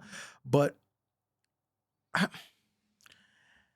as we grow, because me and my brother are a group, and my parents, like, we've been together. Me and my brother were glued to the hip. But as time went along, I think I wanted it more as a writer than he wanted it. I think my brother was like, hey, bro, I'm Team R City all day. Uh-huh. And I was like, my whole life I was a fuck up, man. I just didn't feel like I was good at nothing. I mean, you know, I'm not trying to be like the Debbie Downer or say nothing sad because my life is so amazing. I'm so happy. I just felt like I did everything wrong. And I was like, that's the thing that I do right. That's the thing that no one I'm so good at it. And I was like, I can't give that up. I got to be the best. And then another thing is like, Songwriter of the Year is a new award. It didn't exist. Mm-hmm. And the first year it existed, I wanted to win. I was like, man, wouldn't it be crazy that I'm the first person to ever win this award ever? But Tobias won, and it was deserving of him. Tobias is extremely talented. I'm a fan. And they said when you win these things, you got to like campaign the awards. I've never campaigned. And by the way, I didn't campaign because I think I'm too good to campaign. I didn't know that's what you were supposed to do. Mm-hmm. Again, I'm just like, I go to the gym now, I write my songs, and I go home to my wife and my daughter and my sons. You know, we watch movies and chill and shit. Right. You know, we walk around the block. So I remember the night before the announcement of Songwriter of the Year. Man, it's crazy, bro. The year before, I won Record of the Year with Lizzo. Because About Damn Time. Mm-hmm. But when you win Record of the Year, it's more producer-driven award, so the songwriter doesn't win anything. So I didn't win an award. I get a certificate that says I was part of the record, but still, technically, I'm a Grammy winner, and I was proud. And I had just lost my dad. So, you know, I was like, I want to win something. Mm-hmm. And I wanted to be nominated for Songwriter of the Year, but I wasn't. I was kind of down about it, but Lizzo, we got 8 nominations. I was like, yo, it was 12 songs on that album. I did 6. It's like, you know what I'm saying? I'm like, I'm proud of that. And Record of the Year, fuck yeah. And, you know, I was sitting in the audience and they said About Damn Time and I just started crying. I was like, man, I'm so happy. I ain't never really been a part of, you know. I've always been the guy that did the records that was like, oh yeah, I know him for that. But man, it felt good. And I was like, I want to win Songwriter of the Year. I wasn't even nominated. But cool. The next year, the night before they announced the Grammys, I was like, you know, I put my name in a hat and I wanted to be nominated. And there's a producer friend of mine called Omar Fetty, super producer, talented, you know. And while we're in the studio, before I go to the hotel, I'm leaving the studio in our session, and he says to me, yo, Theron, yeah, how did you campaign for Songwriter of the Year this year? And I was like, campaign? What do you mean? No, like you go out. No, I know. Theron, you got to let people know you want them to vote for you. You got to let people know you're in the nomination. Like, how would people know to vote for you? I said, what? Bro, swear to God, I get emotional. I'm like, I didn't know. I didn't know. I didn't know that. I'm like, fuck. I really wanted to be a part of this thing. So I'm like, usually I would go home, go to sleep, wake up in the morning, and look for the announcements. I was like, fuck it. I didn't campaign. They ain't gonna put my name. My publisher at Sony, her name is Katie Welly. That's who brought me to Sony. Katie Welly called me at like 7 a.m.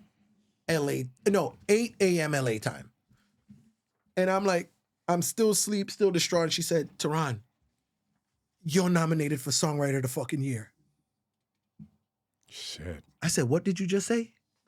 So I wake up, I get up. I'm like, oh my God, I gotta call you back. I call my wife. My wife said, what? I call Ray. He said, what? And they keep saying, you got a campaign. And I was like, okay, you know, so I hire a publicist, and I don't think I really did anything like campaign. I don't think I did anything. I showed up at everything that all the other songwriters showed up to. You know what I'm saying? And man, I guess it was just my fucking time. And I've accepted that. And I'm happy that it was my time, because sometimes it ain't my time. Right. But that time was mine. And I embraced it, and I was grateful. And I wanted to win. I said I was going to win. I believed I could win. And if I never, ever win another Grammy or anything again, which I doubt it, because I'm good.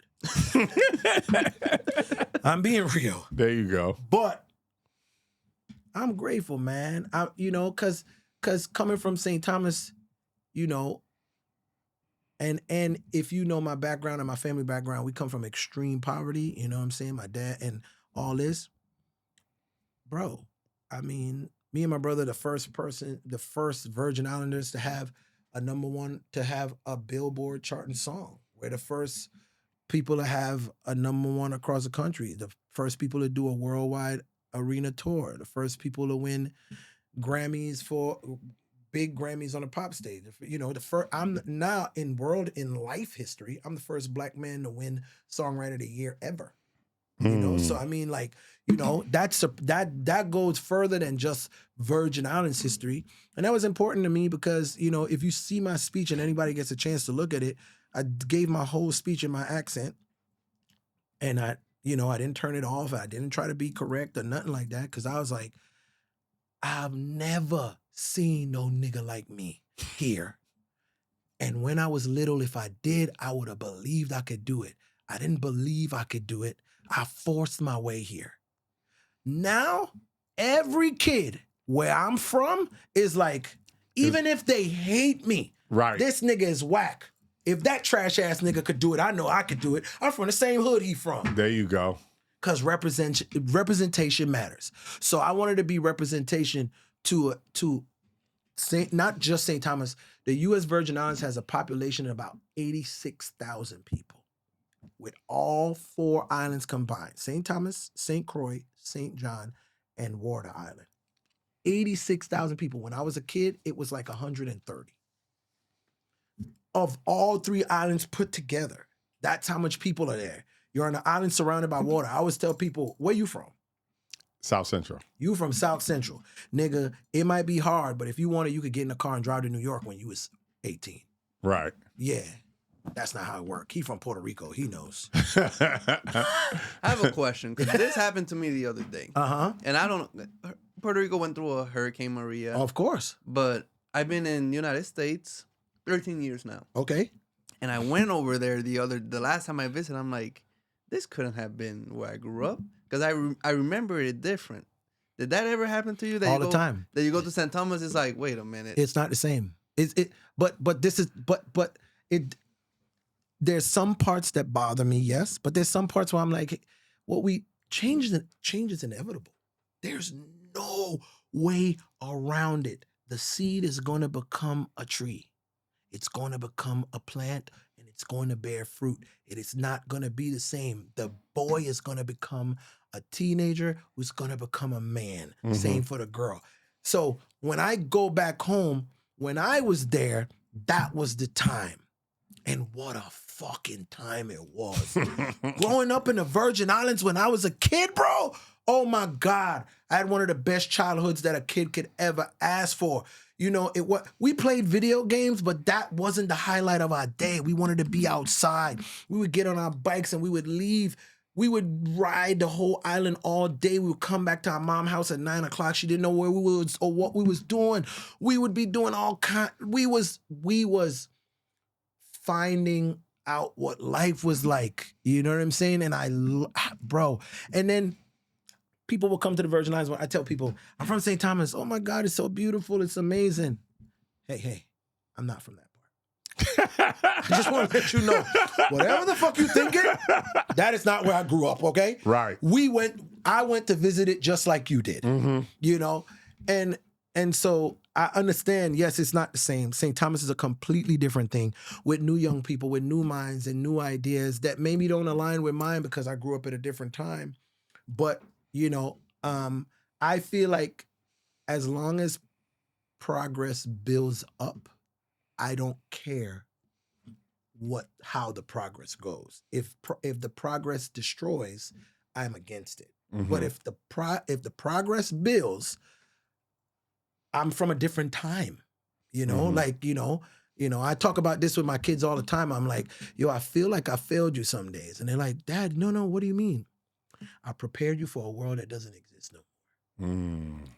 I was your dad when the first kid came in 2003.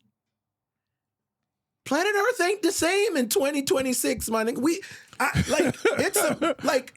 It's like, oh, you got to do this and you got to do this. And now it's like, yeah. Man, you know, like it's completely different. So, you know, yes, to answer your question with my long-winded answer to land my plane, St. Thomas is different. Is it better or worse? to me, Puerto Rico, and I don't know if I just see the past as, like nostalgia glasses, it looks worse to me. Okay. But I don't know. I think some things are worse. Me personally, but I think some things are better. Some things are great. You know what I mean? Because it would be, especially knowing that you don't live there. Like, I don't live there. I'm not in there every day to know what people go through on an everyday basis, to be like, it's just fucked up. Right. Woke Wasabi. You know what I'm saying? Relax. But me, as a person that grew up there, what I would say is worse is what I think a lot of people find worse. Like, when I was a kid, we all played outside and we all embraced each other and we all knew each other, and there was a lot of community. Right. And it's not as that. It's not all the way gone, but it's not as much as when I was a kid. But yo, man, we always had raggedy ass potholes, and and we always felt like some of the buildings in the main street should have been painted. And our electrical company, which is called WAPA, the Water and Power Authority, is shit. Mm-hmm. And it's been like that since I was a kid. You know what I mean? And I think there's a lot of things that needs to grow and needs to change, but the people of Virgin, like, I love how unbothered Virgin Islanders are, how resilient they are, how I like how much people in the Caribbean curse not being upset. Mm-hmm. Like, it's not like, oh yeah, like you could see two people talking to each other like, yo, man, fuck your mother, scunge, yo, make it, fuck. And those people love each other. There's no aggression whatsoever happening at the moment. This is just energy, you know what I'm saying? And I love the access to the beach and the water, and I love the fact that kids can grow up not being afraid of the water and do things in the water that, I've seen it with my American kids who would come and do certain and be like, whoa, and now they go and now they love it. But I just like it's just certain shit that growing up on an island, I can't get growing up in here, but there's certain shit that you get here that I can't get growing up on an island, So Gotcha. so yeah, it's different. There's some parts that I would say is worse, but I think there's some parts in the world that's worse. When I talk, you say you're from the South Central. It's obviously not the same as when you was a kid. Yeah, it's not the same for sure. It's definitely not the same. That's what I'm saying. So, I mean, the world is being gentrified. It's not there. No, not where I'm from. Yeah, not yet. Definitely not yet. That's what I'm saying. Not yet. And not yet. And that's what happens. And so I say the world is being gentrified. The first time I heard the word gentrification, I heard about it happening in New York. That's the first time I heard it. Hey, if it's going on, I'm just telling you the first time I heard it. Right. And when I heard it, I was like, damn, that's crazy. And and it's happening in the Virgin Islands, and it's happening to a lot of places that I go where people are like, whoa, So I would say, yes, some of the changes I'm like, let's celebrate the change. Some of the changes is like, I kind of liked it the old way, but some of the changes and the things with the people, man, I fuck with it, bro. Virgin Islands kids are using the internet more and now realizing like, yo, bro, we might not have to leave here in order for people to see us. We just got to be consistent. Hey, bro, I rap too and I sing too. You know what I'm saying? And a lot of kids in the Virgin Islands rap in their accent. The first people to rap in their accent in the history is me and my brother and Benny. I love that. It didn't exist.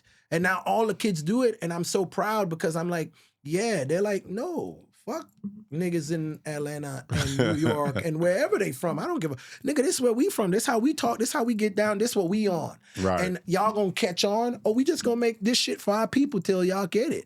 And I love the confidence that me and my brother didn't 100% have when we started, because it was like, and they're like, we don't give a fuck, nigga. We are, So again, there's, just to say this, because I always love any opportunity I get to big up my island and shine a light on it. I feel like what they're doing on that side as far as entertainment and certain things, I think is better. Right. Yeah. I love the fact that you decided to speak in your natural accent. Yeah, for sure. To let the people know where you from and you can do this. Yeah. They got us. People have to see people that look like them, sound like them, Yes. so they know sometimes it's possible.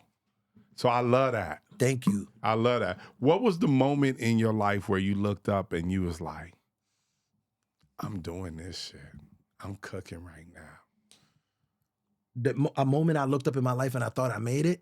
Not just that you thought you made it, but maybe even because you make it every day. But I'm just like, where you looked up and you were just so proud of yourself and what you've accomplished. What did that moment feel like, sound like? Where were you? All those things. Oh, man. I mean, to some people, they're going to find it as a surprise, but it was Grammy Day.